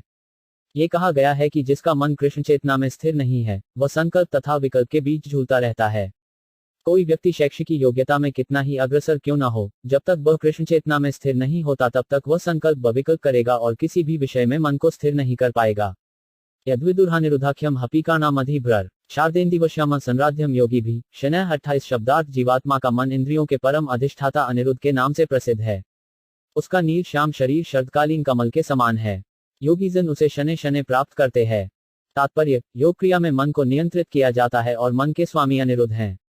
बताया गया है कि अनिरुद्ध के 4 भुजाएं हैं जिनमें वे सुदर्शन चक्र, शंख, गदा तथा कमल पुष्प धारण किए रहते हैं। विष्णु के 24 रूप हैं और हर एक का नाम भिन्न है। इन 24 रूपों में से संकर्षण, अनिरुद्ध, प्रद्युम्न तथा वासुदेव रूपों का अतीव सुंदर चित्रण चैतन्य चरितायुत में मिलता है, जहां ये बताया गया है कि अनिरुद्ध योगियों द्वारा पूजित हैं। शून्य का ध्यान कच्छा चिंतकों के उर्वर मस्तिष्क की अर्वाचीन आविष्कार है। जैसा कि इस श्लोक में संस्तुति की गई है, वास्तव में योग ध्यान की क्रिया अनिरुद्ध के स्वरूप में स्थिर की जानी चाहिए। अनिरुद्ध का ध्यान धरने से मनुष्य संकल्प तथा विकल्प से मुक्त हो सकता है। जब मनुष्य का मन अनिरुद्ध में स्थिर हो जाता है तो वह क्रमशः ईश्वर सिद्ध हो जाता है, उसे शुद्ध कृष्ण चेतना का पद प्राप्त हो जाता है जो योग का चरम लक्ष्य है। तत्सात्तु विकुर्वाणाहुद्धतत्वं भूत सती इव्यस्फुरन् विज्ञानमिन्द्रियाणामनुग्रह 29 शब्दार्थ है सती। रजोगुनी अहंकार में विकार होने से बुद्धि का जन्म होता है। बुद्धि के कार्य हैं दिखाई पड़ने पर पदार्थों की प्रकृति के निर्धारण में सहायता करना और इंद्रियों की सहायता करना। तात्पर्य: बुद्धि वह विवेक शक्ति है जिससे किसी पदार्थ को जाना जा सके और इंद्रियों को चयन करने में सहायता मिले। इसीलिए बुद्धि को इंद्रियों का स्वामी माना जाता है। बुद्धि को पूर्णता तब मिलती है जब वह कृष्ण भक्ति के कार्यकलापों में स्थिर हो जाती है। बुद्धि के समुचित प्रयोग से मनुष्य की चेतना का विस्तार होता है और चेतना का चरम विस्तार कृष्ण भक्ति है। संशयो 5 थ विपर्यासो निश्चय स्मृतिरिव च स्वाप इत्युच्यते बुद्धलक्षण वृत्तित पृथक 30 शब्दार्थ संदेह, विपरीत ज्ञान, सही ज्ञान, स्मृति तथा निद्रा ये अपने भिन्न भिन्न कार्यों से निश्चित किए जाते हैं और यही बुद्ध का स्पष्ट लक्षण है। तात्पर्य: बुद्धि के प्रमुख कार्यों में से संदेह एक है। किसी बात को आंख मूंद कर स्वीकार करना बुद्धि का परिचायक नहीं है। अतः संशय शब्द अत्यंत महत्वपूर्ण है। बुद्धि का अनुशीलन करने के लिए मनुष्य को प्रारंभ में संदेहयुक्त रहना चाहिए, किंतु जब उचित साधन से सूचना प्राप्त हो रही हो तो संदेह करना अनुकूल नहीं होता। भगवद गीता में भगवान कहते हैं कि अधिकारी के शब्दों में संदेह करना विनाश का कारण है। जैसा कि पतंजलि योग पद्धति में बताया गया है, प्रमाण विपर्यय विकल्प निद्रा सित्या। बुद्धि से मनुष्य वस्तुओं को उसी रूप में समझ सकता है जैसे वे हैं। बुद्धि से ही मनुष्य जान सकता है कि वह शरीर है या नहीं। ये ज्ञात करना कि किसी की पहचान भौतिक है या आध्यात्मिक संदेहास्पद रहता है। जब वह अपनी वास्तविक स्थिति का विश्लेषण कर पाने में सक्षम होता है तो झूठे देहात्म बोध का पता चलता है। यह विप्रयास है। झूठी पहचान का पता चल जाने पर वास्तविक पहचान जानी जा सकती है।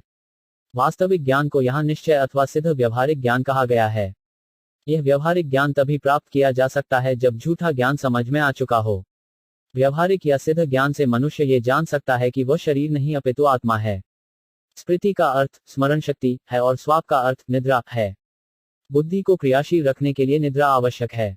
यदि निद्रा न हो तो मस्तिष्क ठीक से कार्य नहीं कर सकता। भगवद गीता में यह विशेष रूप से उल्लेख हुआ है कि जो लोग भोजन, नींद तथा शरीर की अन्य आवश्यकताओं को समुचित मात्रा में नियमित कर लेते हैं वे योग क्रिया में अत्यंत सफल होते हैं। ये बुद्धि के विश्लेषणात्मक अध्ययन के कुछ पक्ष हैं जिनका वर्णन पतंजलि योग पद्धति तथा कपिल देव के सांख्य दर्शन में श्रीमद् भागवत में हुआ है। तेजसानीन्द्रियाण्येव क्रिया ज्ञान विभागश प्राणस्थी क्रियाशक्तिर्बुद्ध विज्ञान शक्तिता 31 शब्दार्थ रजोगुनी अहंकार से दो प्रकार की इंद्रियां उत्पन्न होती हैं, ज्ञानेंद्रियां तथा कर्मेंद्रियां। कर्मेंद्रियां प्राणशक्ति पर और ज्ञानेंद्रियां बुद्धि पर आश्रित होती हैं। पिछले श्लोकों में बताया जा चुका है कि मन सतोगुनी अहंकार की उपज है और इसका कार्य संकल्प तथा विकल्प है। किंतु यहाँ पर बुद्धि को रजोगुनी अहंकार बताया गया है। मन तथा बुद्धि का यही अंतर है, मन सतोगुनी अहंकार से उत्पन्न है जबकि बुद्धि रजोगुनी अहंकार से। किसी वस्तु को स्वीकार करने संकल्प तथा किसी वस्तु का परित्याग करने विकल्प की इच्छा मन का महत्वपूर्ण गुण है। सतोगुण से उत्पन्न होने के कारण यदि मन अनिरुद्ध पर स्थिर रहता है, जो मन के स्वामी है, तो इसे कृष्ण भक्ति की ओर मोड़ा जा सकता है। नरोत्तम दास ठाकुर कहते हैं कि हम इच्छाओं से सदैव पूर्ण रहते हैं। इच्छाओं को रोका नहीं जा सकता, किंतु यदि हम अपनी इच्छाओं को भगवान को प्रसन्न करने को ओर लगा दे तो समझिए कि जीवन सफल हो गया। ज्यों ही इच्छा को प्रकृति पर प्रभुत्व जमाने की ओर लगा दिया जाता है, वह पदार्थ द्वारा दूषित हो जाती है। इच्छा को शुद्ध करना पड़ता है। प्रारंभ में शुद्धिकरण का कार्य गुरु की आज्ञा से करना होता है, क्योंकि गुरु को पता रहता है कि शिष्य की इच्छाओं को किस तरह कृष्ण भक्ति में बदला जा सकता है। जहां तक बुद्धि की बात है, वह रजोगुण से उत्पन्न है। अभ्यास से यह सतोगुण को प्राप्त होती है और भगवान की शरण में जाने या उन पर मन स्थिर करने से ही मनुष्य महात्मा बनता है। भगवद गीता में स्पष्ट कहा गया है, स महात्मा सुदुर्लभ, ऐसा महात्मा अत्यंत दुर्लभ है। इस श्लोक में स्पष्ट किया गया है कि दोनों प्रकार की इंद्रियां कर्मेंद्रियां तथा ज्ञानेंद्रियां रजोगुण की उपज हैं, और कि इन दोनों प्रकार की इंद्रियों को शक्ति प्राशशक्ति की आवश्यकता होती है, अतः ये शक्ति भी रजोगुण से उत्पन्न है। अतः हम सचमुच देख सकते हैं कि जो अत्यंत रजोगुणी हैं, वे भौतिक उपलब्धियों में भी तेजी से उन्नति करते हैं। वैदिक शास्त्रों में ये संस्तुति को गई है कि यदि कोई किसी व्यक्ति को भौतिक संपत्ति प्राप्त करने के लिए प्रोत्साहित करता है, तो उसे कामी जीवन के लिए भी प्रोत्साहित करना चाहिए। हम सहज रूप में पाते हैं कि जो कामी जीवन के प्रति आसक्त हैं, वे भौतिक दृष्टि से भी अग्रसर हैं, क्योंकि विषयी जीवन अर्थात कामोन्मुखी जीवन ही सभ्यता की भौतिक उन्नति का प्रेरक है। जो लोग आध्यात्मिक उन्नति करने के इच्छुक हैं, उनके लिए रजोगुण का अस्तित्व लगभग होता ही नहीं, केवल सतोगुण ही प्रधान रहता है। देखने में आता है कि जो लोग कृष्ण भक्ति करते हैं, वे भौतिक दृष्टि से निर्धन होते हैं, किंतु जिनके आंखें हैं, वे देख सकते हैं कि बड़ा कौन है। यद्यपि भक्त ऊपर से निर्धन प्रतीत होता है, किंतु कृष्ण भावनामृत लगा व्यक्ति वास्तव में निर्धन होता नहीं, अपितु जिसमें कृष्ण भक्ति के लिए रुचि नहीं होती और जो ऊपर से अपनी भौतिक संपत्ति के कारण सुखी जान पड़ता है, वही वास्तव में निर्धन है। जिन व्यक्तियों के पास भौतिक चेतना होती है, वे अपने भौतिक आराम के लिए नई नई वस्तुएं खोज निकालने में अत्यंत बुद्धिमान होते हैं, किंतु आत्मा तथा आध्यात्मिक जीवन तक उनकी पहुंच नहीं हो पाती। अतः यदि कोई भौतिक जीवन में आगे बढ़ना चाहता है, तो उसे विशुद्ध इच्छा अर्थात भक्ति को विशुद्ध इच्छा के धरातल पर तक उतरना होगा। जैसा कि नारद पंचतंत्र में कथित है, जब इंद्रियां कृष्ण चेतना में शुद्ध होकर भगवान का सेवा में लगी हो तो उसे शुद्ध भक्ति कहते हैं। तामसाच विकुर्वाणाधग्वत्थिर्यचोदितात् शब्दमात्रम भूतस्माभ्नः श्रोत्रम तु शब्दगम 32 शब्दार्थ। जब तामसी अहंकार भगवान की वीर्य काम शक्ति से प्रेरित होता है, तो सूक्ष्म शब्द तत्व प्रकट होता है और शब्द से आकाश तथा और उससे श्रवणेंद्रिय उत्पन्न होती हैं। तात्पर्य, इस श्लोक से लगता है कि हमारी इंद्रिय दृष्टि के सारे पदार्थ तमोगुणी अहंकार की उपज हैं। इस श्लोक से पता चलता है कि तामसी अहंकार तत्व के उद्बेलन से सबसे पहले शब्द उत्पन्न हुआ, जो आकाश का सूक्ष्म रूप है। वेदांत सूत्र में भी कहा गया है कि शब्द ही समस्त भौतिक पदार्थों का मूल उत्स है और शब्द से ही इस जगत का विलय हो सकता है। अनवृत्ति शब्दाव का अर्थ है शब्द से मुक्ति, शब्द से ही समग्र जगत का प्रारंभ हुआ और यदि शब्द में विशिष्ट शक्ति हो तो ये सारे भवबंधन को समाप्त कर सकता है। ऐसा कर सकने वाला विशिष्ट शब्द हरे कृष्ण की दिव्य ध्वनि ही है। भौतिक मामलों में हमारे बंधन का सूत्रपात शब्द से ही हुआ। अब हमें इस शब्द को शुद्ध करके आध्यात्मिक ज्ञान में परिणत करना है। आध्यात्मिक जगत में भी शब्द है। यदि हम उस शब्द को पालें तो हमारा आध्यात्मिक जीवन प्रारंभ हो जाता है और आध्यात्मिक प्रगति की अन्य आवश्यकताएं पूरी हो सकती हैं। हमें भली भांति समझ लेना चाहिए कि हमारी इंद्रिय तृप्ति के लिए जितने पदार्थ चाहिए उन सब की उत्पत्ति ध्वनि से हुई। इसी प्रकार यदि शब्द शुद्ध कर लिया जाता है तो हमारी आध्यात्मिक आवश्यकताएं ध्वनि से ही उत्पन्न होती हैं। यहाँ ये कहा गया है कि ध्वनि से ही आकाश को उत्पत्ति हुई और आकाश से वायु की उत्पत्ति हुई। किस तरह ध्वनि से आकाश, आकाश से वायु और वायु से अग्नि उत्पन्न होते हैं, इसकी व्याख्या बाद में को जाएगी। शब्द आकाश का कारण है और आकाश श्रोतम अर्थात कान का। कान पहली ज्ञानेंद्रिय है। यदि कोई किसी प्रकार का ज्ञान प्राप्त करना चाहता है, चाहे भौतिक हो या आध्यात्मिक, तो उसे कानों से ही ग्रहण किया जा सकता है। अतः श्रोतम अत्यंत महत्वपूर्ण है। वैदिक ज्ञान श्रुति का हलाता है, कईयों की ज्ञान सुनकर ही प्राप्त किया जा सकता है। सुनकर ही हम भौतिक या आध्यात्मिक आनंद तक पहुंच सकते हैं। भौतिक जगत में हम अपने आराम के लिए अनेक वस्तुओं का निर्माण सुनकर ही करते हैं। वे पहले से विद्यमान रहती हैं, किंतु सुनने मात्र से उन्हें रूपांतरित किया जा सकता है। यदि हम गगनचुंबी भवन बनाना चाहते हैं, तो इसका अर्थ यह नहीं होता कि हमें इसकी उत्पत्ति करनी होगी। गगनचुंबी भवन की सारी सामग्री लकड़ी, धातु, मिट्टी आदि पहले से विद्यमान है, किंतु हम अब पहले से उत्पन्न इन पदार्थों के साथ घनिष्ठ संपर्क ये सुनकर स्थापित करते हैं कि इनका उपयोग कैसे किया जाता है। उत्पत्ति के लिए आधुनिक आर्थिक विकास भी शब्द सुनने का परिणाम फल है। इसी प्रकार असली जलोत से श्रवण करके उपयुक्त आध्यात्मिक कर्म क्षेत्र बनाया जा सकता है। अर्जुन देहात्म बुद्धि वाला निपट भौतिकतावादी था और देहात्म बुद्धि से बुरी तरह पीड़ित था, किंतु श्रवण मात्र से वह कृष्ण भक्त बन गया। सुनना शब्द अत्यंत महत्वपूर्ण है और इसकी उत्पत्ति आकाश से होती है। श्रवण मात्र से हम पहले से विद्यमान वस्तुओं का उपयोग कर सकते हैं, यही आध्यात्मिक सामग्रियों पर भी लागू होता है। अतः हमें उचित स्रोत से श्रवण करना चाहिए। अर्थाश्रयत्वम शब्दस्य दृशुलिवृत्वमेतर तन्मात्रत्वम च नभसो लक्षण कवयो विदु। 33 शब्दार्थ जो लोग विद्वान हैं और वास्तविक ज्ञान से युक्त हैं, वे शब्द की परिभाषा इस प्रकार करते हैं। अर्थत्व जो किसी पदार्थ के विचार अर्थ को वहन करता है, ओट में खड़े वक्ता की उपस्थिति को सूचित करता है और आकाश का सूक्ष्म रूप होता है। तात्पर्य यहाँ यह अत्यंत स्पष्ट है कि ज्यों ही हम सुनने शब्द को बात करते हैं, तो वह कथा चाहिए, वक्त के बिना सुनने का प्रश्न ही नहीं उठता।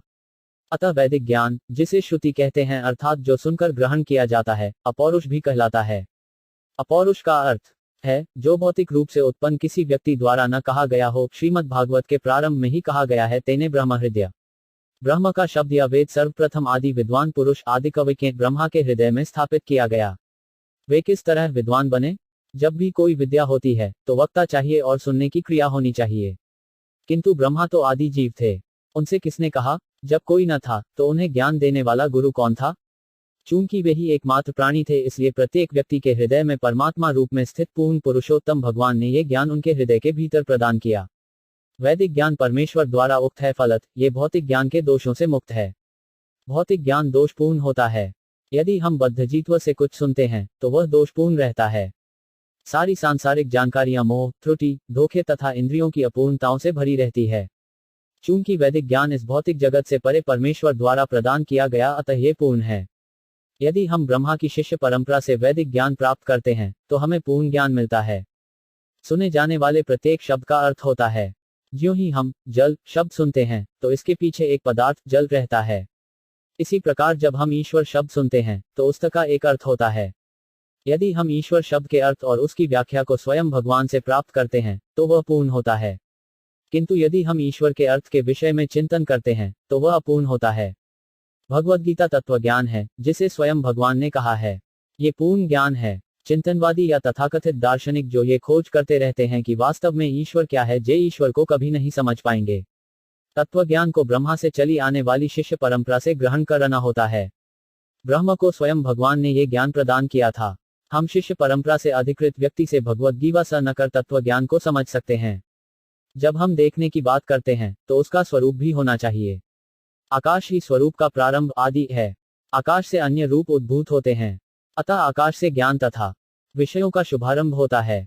भूतानन छिद्रदातृत्वम बहिरंत्रमेव चल प्राणेन्द्रियात्माधिष्ण्यत्वम नभसो वृत्तिलक्षणम। 34 शब्दार्थ समस्त जीवों को उनके बाह्य तथा आंतरिक अस्तित्व के लिए अवकाश स्थान प्रदान करना, जैसे कि प्राणवायु, इंद्रिय एवं मन का कार्यक्षेत्र, ये आकाश तत्व के कार्य तथा लक्षण हैं। तात्पर्य, मन, इंद्रिय तथा प्राणशक्ति या जीवात्मा के रूप होते हैं, भले ही वे इन चर्म चक्षुओं से दिखाई न पड़ें। रूप का आधार आकाश है और आंतरिक रूप में ये शरीर के भीतर की नसों तथा प्राणवायु के संचरण के रूप में देखा जाता है। बाह्य रूप से इंद्रियों के अदृश्य रूप होते हैं। अदृश्य इंद्रियों की उत्पत्ति आकाश तत्व का बाह्य कर्म है और प्राणवायु तथा रक्त का संचार आंतरिक कार्य है। आकाश में सूक्ष्म रूपों के अस्तित्व की पुष्टि आधुनिक विज्ञान द्वारा टेलीविजन संप्रेषण के रूप में की गई है, जिसमें एक स्थान के रूपों या चित्रों को आकाश तत्व की क्रिया से दूसरे स्थान को प्रेषित किया जाता है। इसकी यहाँ अत्यंत सुंदर ढंग से व्याख्या की गई है। ये श्लोक महान वैज्ञानिक शोध कार्य के लिए महत्वपूर्ण आधार है, क्योंकि यह बताता है कि किस प्रकार आकाश तत्व से सूक्ष्म रूप उत्पन्न होते हैं, उनके गुण तथा कार्य क्या हैं और किस तरह सूक्ष्म रूप से वायु, अग्नि, जल तथा पृथ्वी जैसे मूर्त तत्वों का प्राकट्य होता है। चिंतन, अनुभव तथा इच्छा जैसे मानसिक या मनोवैज्ञानिक कार्य भी आकाश तत्व के धरातल में संपन्न होते हैं। भगवद गीता के कथन की मृत्यु के समय जैसी मानसिक स्थिति होती है, उसी के आधार पर अगला जन्म होता है, इसका भी इस श्लोक में सन्निवेश हुआ है। ज्यों ही सूक्ष्म रूप से स्थूल तत्वों में विकास का या कल्मश का अवसर प्राप्त होता है कि आंतरिक मानसिक अस्तित्व मूर्त रूप में बदल जाते हैं। नाप्सः शब्द तन्मात्रात् कालगत्या विकुर्वत् स्पर्शो 5 भवत्ततो वायुस्त्वक् स्पर्शस्य च सर्ग्रह 35 शब्दार्थ ध्वनि उत्पन्न करने वाले आकाश में काल की गति से विकार उत्पन्न होता है और इस तरह स्पर्श तन्मात्र प्रकट होता है। इससे फिर वायु तथा स्पर्श इंद्रिय उत्पन्न होती है। तात्पर्य, कालांतर में जब सूक्ष्म रूप स्थूल रूपों में परिणत होते हैं तो वे स्पर्श की वस्तुएं बन जाते हैं। काल की गति के साथ स्पर्श इंद्रिय का विकास होता है। शब्द अस्तित्व में आने वाली पहली ज्ञानेंद्रिय है और शब्द बोध से स्पर्श बोध विकसित होता है, जिससे फिर हृष्टिबोध आता है। हमारी ज्ञानेंद्रियों के क्रमिक विकास की यही विधि है। मृदुत्वम कठिनत्वम च शैत्यमुष्णत्वमेव च एतत्स्पर्शस्य स्पर्शत्व तन्पात्रत्व नभस्तः 36 शब्दार्थ कोमलता तथा कठोरता एवं शीतलता तथा उष्णता ये स्पर्श को बताने वाले लक्षण हैं, जिन्हें वायु के सूक्ष्म रूप में लक्षित किया जाता है। तात्पर्य, मूर्त रूप में होना स्वरूप का प्रमाण है। वास्तव में वस्तुओं को दो भिन्न प्रकार से समझा जाता है। वे या तो कोमल होती हैं या कठोर, शीतल अथवा गर्म इत्यादि। स्पर्श इंद्रिय की यह स्पर्शक्रिया आकाश से उत्पन्न वायु के विकास का प्रतिफल है। चालन व्यूहन प्राप्ति नेतृत्वम द्रव्य शब्दों सर्वेन्द्रियानात्मत्वम वायो कर्माभिलक्षणम 37 शब्दार्थ। गतियों मिश्रण शब्द को पदार्थों तथा अन्य इंद्रिय बोधों तक पहुंचाने एवं अन्य समस्त इंद्रियों के समुचित कार्य करते रहने के लिए सुविधाएं प्रदान कराने में वायु की क्रिया लक्षित होती है। तात्पर्य, जब हम पेड़ों की शाखाओं को हिलते या जमीन पर सूखी पत्तियों को आपस में एकत्र होते देखते हैं तो हमें वायु की क्रिया का अनुभव होता है। इसी प्रकार वायु की क्रिया से ही शरीर गतिमान होता है और जब वायु अवरुद्ध हो जाती है तो तमाम रोग फैलते हैं। लकवा, तंत्रिका अवरोध, पागलपन तथा अन्य रोग वायु के अपर्याप्त संचार के फलस्वरूप उत्पन्न होते हैं। आयुर्वेद पद्धति में इन रोगों का इलाज वायु संचार के आधार पर किया जाता है। यदि प्रारंभ से वायु संचार प्रक्रिया का ध्यान रखा जाए तो ऐसे रोग न हो। आयुर्वेद तथा श्रीमद् भागवत से भी यह स्पष्ट है कि केवल वायु के कारण अनेक क्रियाएं अंत तथा बाह्य रूप से चलती रहती हैं और जैसे ही वायु संचार में कमी आई नहीं कि ये क्रियाएं बंद हो जाती हैं। यहाँ स्पष्ट उल्लेख है नतृत्व द्रव्य शब्दयोः। क्रिया के ऊपर हमारा प्रभुत्व वायु की गतिशीलता के ही कारण है। यदि वायु का संचार रुक जाए तो हम शब्द सुनकर उस स्थान तक नहीं पहुंच सकते। यदि कोई हमें पुकारता है तो हम वायु संचार के ही कारण ध्वनि सुनते हैं और उस स्थान या व्यक्ति तक पहुंच जाते हैं जहां से ध्वनि आती है। इस श्लोक में स्पष्ट कहा गया है कि ये सब वायु की गतियों के कारण हैं। गंध की पहचान भी वायु की क्रिया के फलस्वरूप होती है। वायोश स्पर्श तन्मात्रादुपदैवरिताद्भूत समुत्थितम तत्स्तेच्छ्नश्लू रूपोपलम्बनम 38 शब्दार्थ। वायु तथा स्पर्श तन्मात्राओं की अंतःक्रियाओं से मनुष्य को भाग्य के अनुसार विभिन्न रूप दिखते हैं। ऐसे रूपों के विकास के फलस्वरूप अग्नि उत्पन्न हुई और आंखें विविध रंगीन रूपों को देखती हैं। तात्पर्य, दैव स्पर्श अनुभूति वायु की अंतःक्रियाएं तथा आकाश तत्व से उत्पन्न मन की स्थिति के कारण अपने पूर्व कर्मों के अनुसार मनुष्य को शरीर प्राप्त होता है। कहना अनावश्यक है कि जीव एक शरीर से दूसरे में देहांतर करता है। भाग्य के अनुसार तथा वायु एवं मानसिक स्थिति की अंतःक्रिया को नियंत्रित करने वाली परम सत्ता की योजना द्वारा उसका रूप बदलता है। रूप विभिन्न प्रकार के इंद्रिय अनुभव का मिलाप है। पूर्वानिर्धारित कर्म मानसिक स्थिति तथा वायु की अंतःक्रिया की योजनाएं हैं। द्वयाकृतित्वम गुणता व्यक्तिसंस्थात्वमेव च तेजस्त्वम तेजसः साध्वी रूपमात्रस्य वृत्त्या 39 शब्दार्थ है। माता रूप के लक्षण आकार प्रकार गुण तथा व्यष्टि से जाने जाते हैं।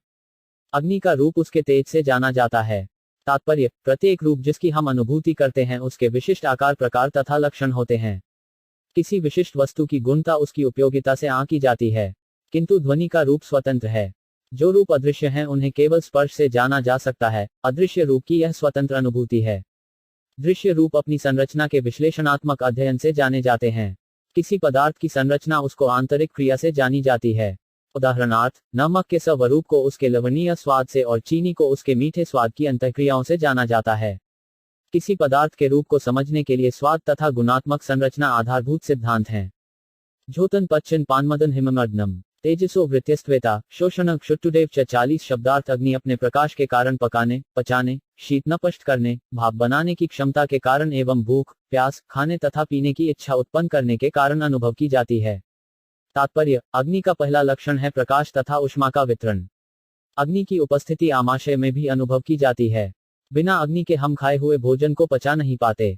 बिना पाचन के न तो भूख लगती है, न प्यास और न खाने पीने की शक्ति रहती है। जब अपर्याप्त भूख तथा प्यास रहे तो समझना चाहिए कि जठराग्नि मंद पड़ गई है और इस अग्नियांद्रम का आयुर्वेदिक उपचार किया जाता है। चूंकि अग्नि का वर्धन पितृस के निकलने से होता है, अतः इसका उपचार पितृस के उत्सर्जन को बढ़ाना है। इस प्रकार आयुर्वेदिक उपचार भागवत के कथनों का समर्थक है। शीत के प्रभाव को दमित करने में अग्नि का गुण सर्वविदित है। असह्य शीत का सामना अग्नि द्वारा किया जाता है। रूपमात्रा विकुर्वाणाय तेजसो दैवचोदितात् तस्मात्रम भूतस्मादंभो जिना रसग्रह। 491 शब्दार्थ अग्नि तथा दृष्टि की अंतःक्रिया से देवी व्यवस्था के अंतर्गत स्वाद तन्मात्र उत्पन्न होता है। इस स्वाद से जल उत्पन्न होता है और स्वाद ग्रहण करने वाली जीभ भी प्रकट होती है।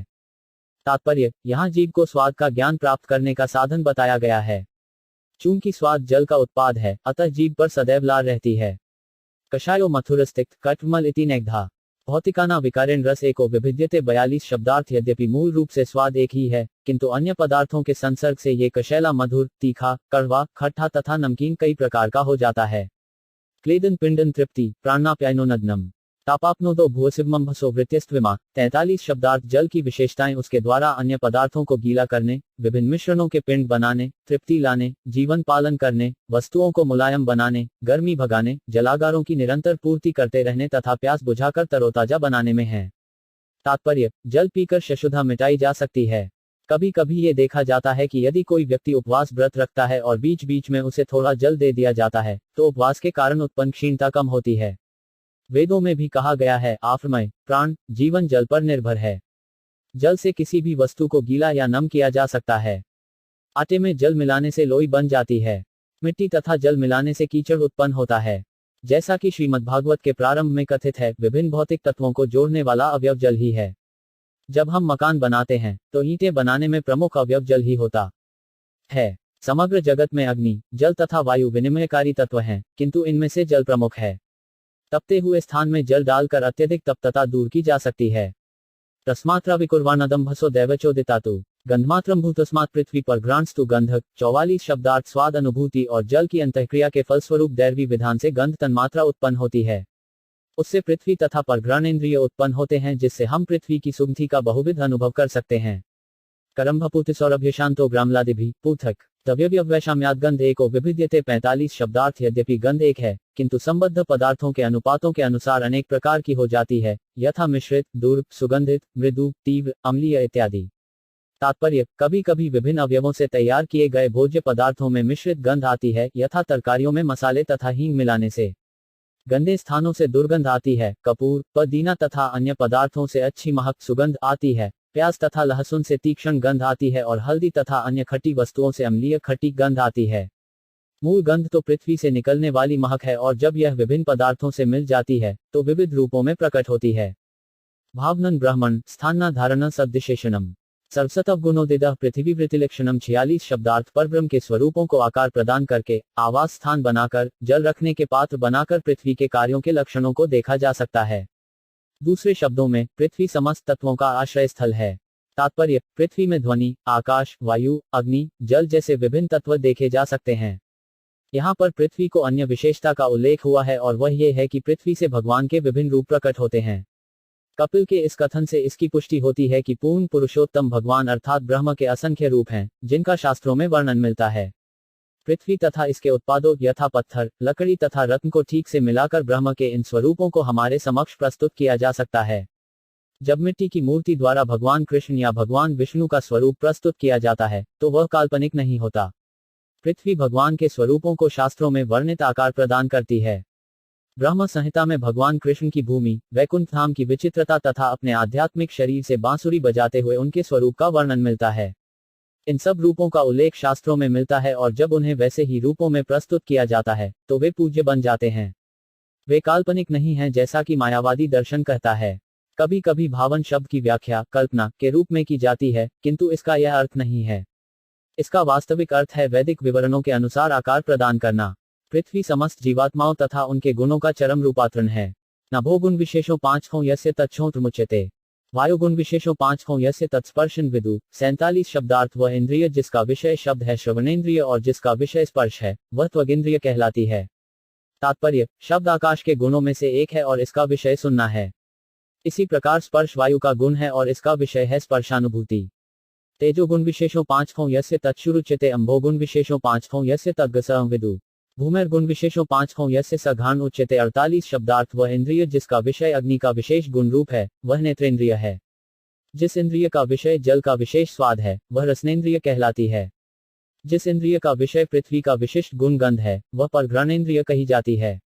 परस्य हृष्यते धर्मो हापस्मिन् समन्वयात् अतो विशेषो भावाना भूमावैवोपलक्ष्यते 49 शब्दार्थ चूंकि कारण अपने कार्य में भी विद्यमान रहता है, अतः पहले के लक्षण गुण दूसरे में भी देखे जाते हैं। इसीलिए केवल पृथ्वी में ही सारे तत्वों की विशिष्टताएं पाई जाती हैं। तात्पर्य, शब्द आकाश का कारण है, आकाश वायु का, वायु अग्नि का, अग्नि जल का और जल पृथ्वी का कारण है।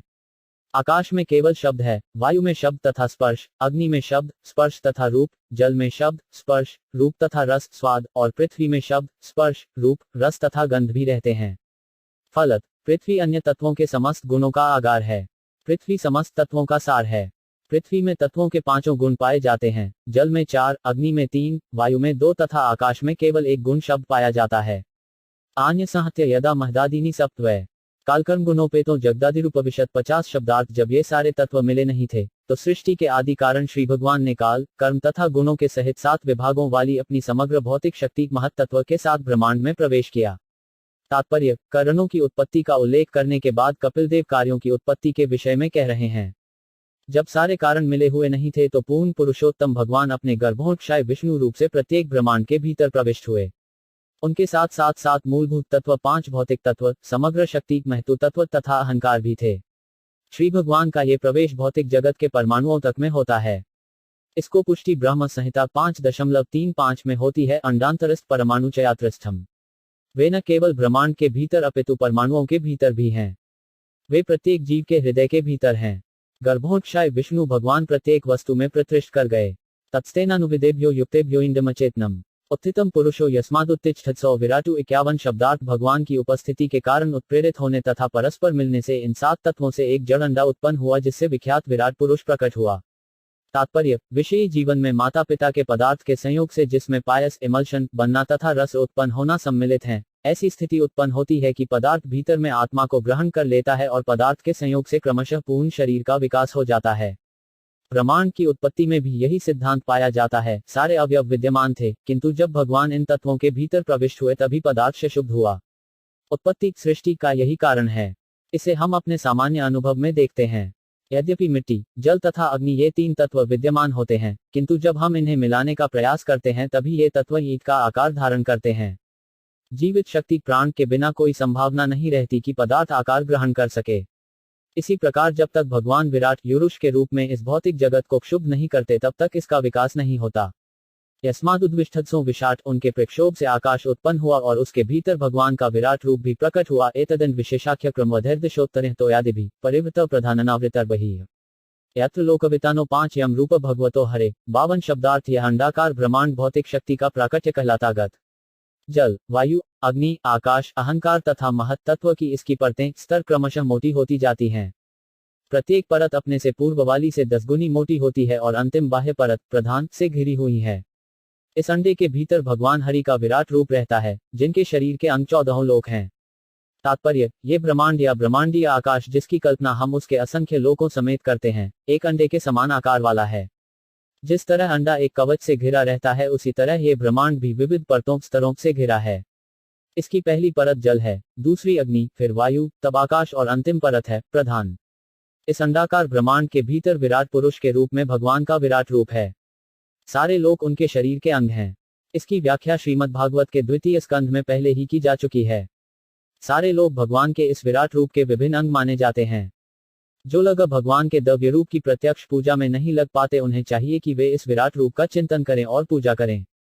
निम्नतम लोक पाताल परमेश्वर का तलवा माना जाता है और पृथ्वी उनका उदर मानी जाती है। उच्चतम लोक, जहां ब्रह्मा जी रहते हैं, ब्रह्मलोक है, जिसे भगवान का मस्तक समझा जाता है। यह विराट पुरुष भगवा का अवतार माना जाता है। भगवान का आदि रूप तो श्री कृष्ण है, जैसा कि ब्रह्म संहिता में आदि पुरुष कहकर पुष्टि की गई है। विराट पुरुष भी पुरुष है, किंतु वह आदि पुरुष नहीं है। आप पुरुष तो हरि कृष्ण है। ईश्वर, परम कृष्ण, सच्चिदानंद विग्रह, अनादिरादियोविंद। भगवद गीता में भी कृष्ण को आदि पुरुष के रूप में स्वीकार किया गया है। कृष्ण कहते हैं, मुझसे बड़ा कोई नहीं है। भगवान के असंख्य विस्तार हैं और वे सभी पुरुष अर्थात भोक्ता हैं, किंतु इनमें से कोई भी न तो विराट पुरुष है, न पुरुष अवतार कारणोदकशाय विष्णु, गर्भोत्क्षाय विष्णु तथा क्षीरोत्कर्षाय विष्णु है और न अन्य विस्तारों में से कोई भी आदि है। प्रत्येक ब्रह्मांड में गर्भोत्क्षाय विष्णु, विराट पुरुष तथा क्षीरोत्कर्षाय विष्णु होते हैं। यहाँ पर विराट पुरुष के सक्रिय प्राकट्य का वर्णन हुआ है। जो लोग भगवान के विषय में निम्न स्तर का ज्ञान रखते हैं, उन्हें चाहिए कि वे भगवान के विराट रूप का चिंतन करें, क्योंकि भागवत में इसका उपदेश दिया गया है। यहाँ पर ब्रह्मांड के आकार प्रकार का अनुमान लगाया गया है। इसका बाह्य आवरण जल, वायु, अग्नि, आकाश, अहंकार तथा महत तत्व की परतों से बना हुआ है और प्रत्येक परत इसके पहले वाली परत से 10 गुनी बड़ी है। ब्रह्मांड के खोखले के भीतर का अवकाश किसी मानवीय विज्ञानी या अन्य किसी के द्वारा मापा नहीं जा सकता। इस खोखले के आगे 7 आवरण हैं, जिनमें से प्रत्येक अपने से पीछे वाली परत से 10 गुना बड़ा है। जल की परत ब्रह्मांड के व्यास से 10 गुनी बड़ी है और अग्नि की परत जल की परत से 10 गुनी बड़ी है। इसी प्रकार वायु की परत अग्नि की परत से 10 गुनी है। ये आकार प्रकार मनुष्य के लघु मस्तिष्क के लिए अकल्पनीय हैं। ये भी कहा गया है कि यह वर्णन मात्र एक अंडाकार ब्रह्मांड का है। इसके अतिरिक्त असंख्य ब्रह्मांड हैं और इनमें से कुछ तो कई गुना बड़े हैं। वास्तव में माना जाता है कि यह ब्रह्मांड सबसे छोटा है, फलत इसके प्रबंध के लिए प्रमुख अधिष्ठाता अथवा ब्रह्मा के केवल 4 सिर हैं। अन्य ब्रह्मांडों में जो इससे बहुत बड़े हैं, ब्रह्मा के और अधिक सिर होते हैं। चैतन्य चरितामृत में कहा गया है कि एक दिन ये सारे ब्रह्मा भगवान कृष्ण द्वारा बुलाए गए और जब लघु ब्रह्मा ने बृहद ब्रह्मा को देखा तो मानो उस पर वक्पात हो गया। ऐसी है भगवान की अचिंत्य शक्ति। कोई भी चिंतन द्वारा या ईश्वर के साथ मिथ्या ऐक्य द्वारा ईश्वर को लंबाई चौड़ाई नहीं नाप सकता। यदि कोई प्रयास करता है तो ये पागलपन का द्योतक है। हिरण्मयादन कोशादुथाय सलिले शयात तमाविश्य महादेवो बहुधा निर्विभेद खम 53 शब्दार्थ विराट पुरुष श्री भगवान स सुनहले अंडे में स्थित हो गए जो जल में पड़ा हुआ था और उन्होंने उसे कई विभागों में बांट दिया। निरभिदयता से प्रथम मुखवाणी ततो 5 भवत वाण्या वहलीर्धो ना से प्राणो तो प्राणेतयो 54 शब्दार्थ सर्वप्रथम उनके मुख प्रकट हुआ और फिर वागेंद्रिय और इसी के साथ अग्निदेव प्रकट हुए जो इस इंद्रिय के अधिष्ठाता देव हैं। तब 2 नथुने प्रकट हुए और उनमें घानेन्द्रिय तथा प्राण प्रकट हुए। तात्पर्य, वाणी के प्रकट होते ही अग्नि भी प्रकट हुई और दोनों नथुनों के प्रकट होते ही प्राणवायु, श्वसन क्रिया तथा बत्राणेन्द्रिय प्रकट हुए। घानावाभिज्ञताम क्षिणी चक्षुरत्यो तस्मात् सूर्यो न यभिद्यता कर्णो श्रोत्रम ततो दिशः 55 शब्दार्थ घानेन्द्रिय के बाद उसका अधिष्ठाता वायुदेव प्रकट हुआ। तत्पश्चात विराट रूप में 2 चक्षु और उनमें चक्षु इंद्रिय प्रकट हुई। इसके अनंतर चक्षुओं का अधिष्ठाता सूर्यदेव प्रकट हुआ। फिर उनके 2 कान और उनमें कर्णेन्द्रिय तथा दिशाओं के अधिष्ठाता दिग्देवता प्रकट हुए। तात्पर्य, भगवान के विराट रूप में विभिन्न शारीरिक अंगों एवं इन अंगों के अधिष्ठाता देवों के प्राकट्य का वर्णन किया जा रहा है। जिस प्रकार माता के गर्भ में शिशु के विभिन्न शारीरिक अंगों का विकास होता है, उसी प्रकार ब्रह्मांड के गर्भ में भगवान के विराट रूप में विविध सामग्रियों की उत्पत्ति होती है। जब इंद्रियां प्रकट होती हैं, तो प्रत्येक पर उनका अधिष्ठाता देव रहता है। इसकी पुष्टि भागवत के इस कथन से तथा ब्रह्म संहिता से भी होती है कि भगवान के विराट रूप के नेत्रों के रूप में सूर्य प्रकट होता है। सूर्य विराट रूप के नेत्रों पर आश्रित है। ब्रह्म संहिता का यह भी कथन है कि सूर्य श्री भगवान कृष्ण का नेत्र है। यक्षुरेश सविता, सविता का अर्थ सूर्य है। सूर्य भगवान का नेत्र है। वास्तव में प्रत्येक वस्तु की उत्पत्ति परमेश्वर के शरीर से होती है। प्रकृति पदार्थों की पूर्तिकर्त्री मात्र है। सृष्टि तो परमेश्वर द्वारा की जाती है, जैसा कि भगवद गीता 9.10 में पुष्टि हुई है। मगयाध्यक्षेण प्रकृति सुअते सच्चाचरम, इस दृश्य जगत में प्रकृति मेरी अध्यक्षता में समस्त चर तथा अचर वस्तुओं को उत्पन्न करती है। निर्विभेद विराजसिव्रोमंशवादयस्तता ततोश्रेष्ठाशिष्येन निर्विभेदे तत् 56 शब्दार्थ भगवान के विराट रूप। विराट पुरुष ने अपनी त्वचा प्रकट की और उस पर बाल, रोम, मूंछ तथा दाढ़ी निकल आए। तत्पश्चात सारी जड़ी बूटियां प्रकट हुई और तब जन्नेन्द्रियां भी प्रकट हुई। तात्पर्य, त्वचा स्पर्श अनुभूति का स्थान है। जो 2 बता जड़ी बूटियों के उत्पादन का नियंत्रण करते हैं, वे त्वगेंद्रिय के अधिष्ठाता हैं। रेत्स्तस्मादप आसतनिर्भिद्यत्वै गुदम गुदात्पानो 5 पानाच मृत्युलो एक भयद्भूरा 57 शब्दार्थ। तत्पश्चात वीर्य, प्रजनन क्षमता और जल का अधिष्ठाता देव प्रकट हुआ। फिर गुदा और उसकी इंद्रिय और उसके भी बाद मृत्यु का देवता प्रकट हुआ, जिससे सारा ब्रह्मांड भयभीत रहता है। तात्पर्य, यहाँ ये समझना होगा कि वीर्य स्खलन की क्षमता ही मृत्यु का कारण है। अतः योगी तथा अध्यात्मवादी जो अधिक काल तक जीवित रहना चाहते हैं, वे स्वेच्छा से वीर्य स्खलन रोकते हैं। जो जितना ही वीर्य स्खलन रोक सकता है, वह उतना ही मृत्यु से दूर रह सकता है। ऐसे अनेक योगी हैं जो इस विधि से 300 या 700 वर्षों तक जीवित रहते हैं। भागवत में यह स्पष्ट रूप से कहा गया है कि वीर्यपात ही भयावह मृत्यु का कारण है। जो जितना ही विषयी होता है, उतनी ही जल्दी उसकी मृत्यु होती है। हस्तों च निरभिद्यता बलताभ्यां ततः स्वराट पादौ च निरभियतान गतिस्ताभ्यां ततो हरि 58 शब्दार्थ। तत्पश्चात भगवान के विराट रूप के 2 हाथ प्रकट हुए और उन्हीं के साथ वस्तुओं को पकड़ने तथा गिराने की शक्ति आई। फिर इंद्र देव प्रकट हुए। तदनंतर 2 पांव प्रकट हुए, उन्हीं के साथ चलने फिरने की क्रिया आई और इसके बाद भगवान विष्णु प्रकट हुए। तात्पर्य, हाथों का अधिष्ठाता देव इंद्र और गति का अधिष्ठाता देव भगवान विष्णु हैं। विराट पुरुष के पांव प्रकट होने पर विष्णु का प्राकट्य हुआ। नाड्योस्य निरभिद्यंत ताभ्यो लोहितमाभूतम नाद्यस्ततः संवग्नुद निरभिद्यत 59 शब्दार्थ। विराट शरीर की नाड़ियां प्रकट हुई और तब लाल रक्त कणिकाएं या रक्त प्रकट हुआ। इसके पीछे नदियां नाड़ियों की अधिष्ठात्री और तब उस शरीर में पेट प्रकट हुआ।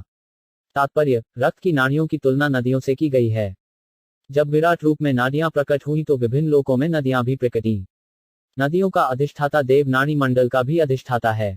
आयुर्वेदिक चिकित्सा में तंत्रिका अस्थिरता रोग से पीड़ित व्यक्ति को बहती नदी में डुबकी लगाकर स्नानकरण की संस्तुति की जाती है। क्षुपिपा से ततः स्याता समुद्रस्त्वेत्योर्भूत अथथास्य हृदयम भिन्न हृदयान्मयन उत्थितम 60 शब्दार्थ। तत्पश्चात भूख तथा प्यास की अनुभूतियां उत्पन्न हुई और इनके साथ ही समुद्र का प्राकट्य हुआ। फिर हृदय प्रकट हुआ और हृदय के साथ साथ मन प्रकट हुआ। तात्पर्य, समुद्र को पेट का अधिष्ठाता देव माना गया है, जहां से भूख तथा प्यास की अनुभूति उत्पन्न होती है। जब किसी को ठीक से भूख प्यास नहीं लगती तो आयुर्वेदिक उपचार में उस मनुष्य को समुद्र में स्नान करने की सलाह दी जाती है। मनसश्चंद्रमा जातो बुद्धिर्बुद्धिर्गिरापति हड्डारस्ततो रुद्रश्नित चेत्यस्ततो डॉलर भवत 61 शब्दार्थ। मन के बाद चंद्रमा प्रकट हुआ। फिर बुज्द्री और बुर्द्री के बाद ब्रह्मा जी प्रकट हुए। तब अहंकार, फिर शिव जी और शिव जी के बाद चेतना तथा चेतना का अधिष्ठाता देव प्रकट हुए। तात्पर्य, मन के प्रकट होने पर चंद्रमा प्रकट हुआ। यह इस बात का सूचक है कि चंद्रमा मन का अधिष्ठाता देव है। इसी प्रकार ब्रह्मा जी बुद्धि के बाद प्रकट होने से बुद्धि के अधिष्ठाता हैं और शिव जी अहंकार के बाद प्रकट होने से अहंकार के अधिष्ठाता हैं। दूसरे शब्दों में चंद्रमा सतोगुण, ब्रह्मा रजोगुण तथा शिव तमोगुण से सूचक हैं। अहंकार के पश्चात चेतना का उदय सूचित करता है कि प्रारंभ से भौतिक चेतना तमोगुण के अधीन रहती है, अतः मनुष्य को अपनी चेतना शुद्ध करके शुद्ध बनना होता है। ये शुद्धिकरण कृष्ण चेतना कृष्ण वनामृत कहलाती है। चेतना के शुद्ध होते ही अहंकार दूर हो जाता है। आत्मा के साथ शरीर की पहचान मिथ्या पहचान या अहंकार कहलाती है। भगवान चैतन्य अपनी कृति शिक्षापटिक में इसकी पुष्टि करते हैं। वे कहते हैं कि हरे कृष्ण महामंत्र के उच्चारण करने का पहला परिणाम यह निकलता है कि चेतना या मन रूपी दर्पण से धूल हट जाती है और तब तुरंत ही संसार की प्रज्वलित अग्नि समाप्त हो जाती है। संसार की यह अग्नि अहंकार के कारण होती है, किंतु अहंकार के हटते ही मनुष्य को अपने वास्तविक स्वरूप का पता चल जाता है। उस समय वह सचमुच माया के पाश से मुक्त हो जाता है। ज्यों ही वह मिथ्या अहंकार के चंगुल से छूटता है कि उसकी बुद्धि भी विमल हो जाती है और तब उनका मन सदैव भगवान चरण कमलों में लगा रहता है। भगवान का आविर्भाव पूर्णिमा के दिन गौरचंद्र के अथवा कलंकृत दिव्य चंद्रमा के रूप में हुआ। भौतिक चंद्रमा में धब्बे होते हैं, किंतु दिव्य चंद्रमा अर्थात गौरचंद्र में धब्बे नहीं होते। शुद्ध मन को भगवा की सेवा में लगाने के लिए मनुष्य को निष्कलुष चंद्रमा या गौरचंद्र की पूजा करनी होती है। जो लोग कामी हैं या जीवन में उन्नति करने में अपनी बुद्धि का प्रदर्शन करना चाहते हैं, वे सामान्य रूप से ब्रह्मा के उपासक होते हैं, और जो लोग घोर अज्ञान में रहकर अपने को शरीर मानते हैं, वे शिव जी की पूजा करते हैं। हिरण्यकशिपु तथा रावण जैसे भौतिकतावादी व्यक्ति ब्रह्मा या शिव के उपासक होते हैं, किंतु कृष्ण चेतना में रहने वाले प्रहलाद तथा अन्य भक्त परमेश्वर की उपासना करते हैं। अतः अभ्युत्थिता देवानैवास्योत्थापनेक्षण पुनराविविशु खानी तमुत्थाप्यतु क्रमात् 62 शब्दार्थ। इस तरह जब देवता तथा विभिन्न इंद्रियों के अधिष्ठाता देव प्रकट हो चुके, तो उन सबों ने अपने अपने उत्पत्ति स्थान को जगाना चाहा, किंतु ऐसा न कर सकने के कारण वे विराट पुरुष को जगाने के उद्देश्य से उनके शरीर में एक एक करके पुनः प्रविष्ट हो गए। तात्पर्य, भीतर सोते हुए अधिष्ठाता देव को जगाने के लिए मनुष्य को अपने ऐन्द्रिक कर्मों को बाहर से मोड़कर भीतर ले जाना होता है। अगले श्लोकों में विराट पुरुष को जगाने के ऐन्द्रिक कर्मों लिए जिन ऐन्द्रिक कर्मों की आवश्यकता होती है उनका सुंदर वर्णन किया गया है। वहवाचा मुख भेजे नोत्तिष्ठत विराट घाणे नासिके वायुत्रोत्तिष्ठत द विराटु 63 शब्दार्थ। अग्निदेव ने वागेंद्रिय से उनके मुख में प्रवेश किया, किंतु विराट पुरुष उठा नहीं। तब वायुदेव ने घ्राणेन्द्रिय से होकर उनके नथुनों में प्रवेश किया, तो भी विराट पुरुष नहीं जागा। अश्लिनी चक्षुषादित्यो नोत्तिष्ठत तदा विराट श्रोत्रेण कर्णोचर दिशो नोत्तिष्ठुत विराटु 64 शब्दार्थ। तब सूर्यदेव ने चक्षुरेंद्रिय से विराट पुरुष की आंखों में प्रवेश किया, तो भी वह उठा नहीं। इसी तरह दिशाओं के अधिष्ठाता देवों ने श्रवणेन्द्रिय से होकर उनके कानों में प्रवेश किया, किंतु तो भी वह नहीं उठा। त्वच रोमभिरोष्ढ्यो नोत्तिष्ठुत विराटु रेत्स शिष्मापतु नोत्तिष्ठत तदा विराटु 67 शब्दार्थ। त्वचा तथा जड़ी बूटियों के अधिष्ठाता देवों ने शरीर के रोमों से त्वचा में प्रवेश किया, किंतु तो भी विराट पुरुष नहीं उठा। तब जल के अधिष्ठाता देव ने वीर्य के माध्यम से जननांग में प्रवेश किया, किंतु विराट पुरुष नहीं जागा।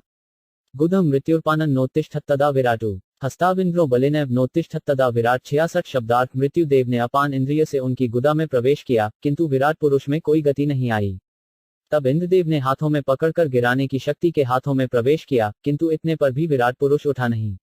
विष्णुर्गत्यैव चरणो नोत्तिष्ठत विराटु नाडीनदो लोहितेन नोत्तिष्ठत् तदा विराटु 67 शब्दार्थ। भगवान विष्णु ने गति की क्षमता के साथ उनके पांवों में प्रवेश किया, किंतु तब भी विराट पुरुष ने खड़े होने से इनकार कर दिया। तब नदियों ने रक्त नाड़ियों तथा संचरण शक्ति के माध्यम से रक्त में प्रवेश किया, किंतु तो भी विराट पुरुष हिला डुला नहीं। क्षुत्रिभयामुद सिंधुर्त्रोदितिष्ठत् तदा विराटु। हृदय मनसा चंद्रद नोत्तिष्ठित द विराटु 68 शब्दार्थ। सागर ने भूख तथा प्यास के सहित उसके पेट में प्रवेश किया, किंतु तो भी विराट पुरुष ने उठने से इनकार कर दिया। चंद्रदेव ने मन के साथ उसके हृदय में प्रवेश किया, किंतु विराट पुरुष को जगाया न जा सका। बुद्धया बरहमापि हृदयम नोत्तिष्ठत् तदा विराटु। रुद्रोभिमत्या हृदयम नोत्तिष्ठत् द विराट 69 शब्दार्थ। ब्रह्मा भी बुद्धि के साथ उसके हृदय में प्रविष्ट हुए, किंतु तब भी विराट पुरुष उठने के लिए राजी न हुआ। रुद्र ने भी अहंकार समेत उसके हृदय में प्रवेश किया, किंतु तो भी वह तस्य मज न हुआ। चितेन हृदय चैत्य क्षेत्रज्ञ प्राविष्यदा। विराट तदेव पुरुष सलिलादुत्तिष्ठत् 70 शब्दार्थ। किंतु जब चेतना का अधिष्ठाता, अंतःकरण का नियामक, तर्क के साथ हृदय में प्रविष्ट हुआ तो उसी क्षण विराट पुरुष कारणार्णव से उठ खड़ा हुआ। यथा प्रसुप्तम पुरुष प्राणेन्द्रिय मनोधिय प्रभवती बिना यह नोत्थाप्य तुमो जैसा 71 शब्दार्थ। जब मनुष्य सोता रहता है तो उसकी सारी भौतिक संपदा यथा प्राण शक्ति, ज्ञानेन्द्रियां, कर्मेंद्रियां, मन तथा बुद्धि उसे उत्प्रेरित नहीं कर सकती। वह तभी जागृत हो पाता है जब परमात्मा उसकी सहायता करता है। तात्पर्य: सांख्य दर्शन की व्याख्या यहाँ पर इस दृष्टिकोण से विस्तार से की गई है कि विराट पुरुष अर्थात श्री भगवान का विश्वरूप ही विभिन्न ज्ञानेंद्रियों एवं उनके अधिष्ठातु देवों का उत्पत्ति केंद्र है। विराट पुरुष एवं ज्ञानेंद्रियों के अधिष्ठातु देवों का अथवा जीवों का संबंध ऐसा जटिल है कि केवल ज्ञानेंद्रियों के प्रयोग मात्र से उनके अधिष्ठातु देवों, भले ही वे परस्पर संबद्ध हों, जगाया नहीं जा सकता। विराट पुरुष को जगाना या परमेश्वर को लौकिक कार्यों से संबद्ध करना संभव नहीं है। केवल भक्तियोग एवं वैराग्य से ही अखिल परमेश्वर से संबंध जोड़ा जा सकता है।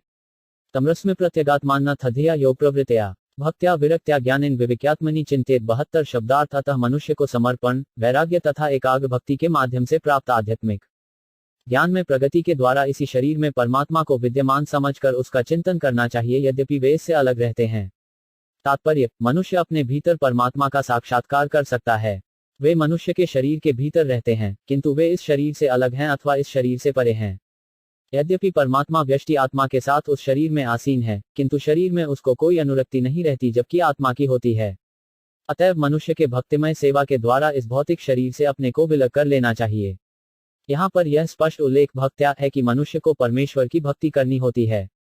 जैसा कि श्रीमद्भागवत 1.2.7 में कहा गया है, वायुदेव में भगवती भक्तियोग प्रयोजित। जब वासुदेव अर्थात सर्वव्यापी भगवान विष्णु की शुद्ध भक्ति की जाती है तो इस भौतिक जगत से तुरंत विरक्ति उत्पन्न होने लगती है।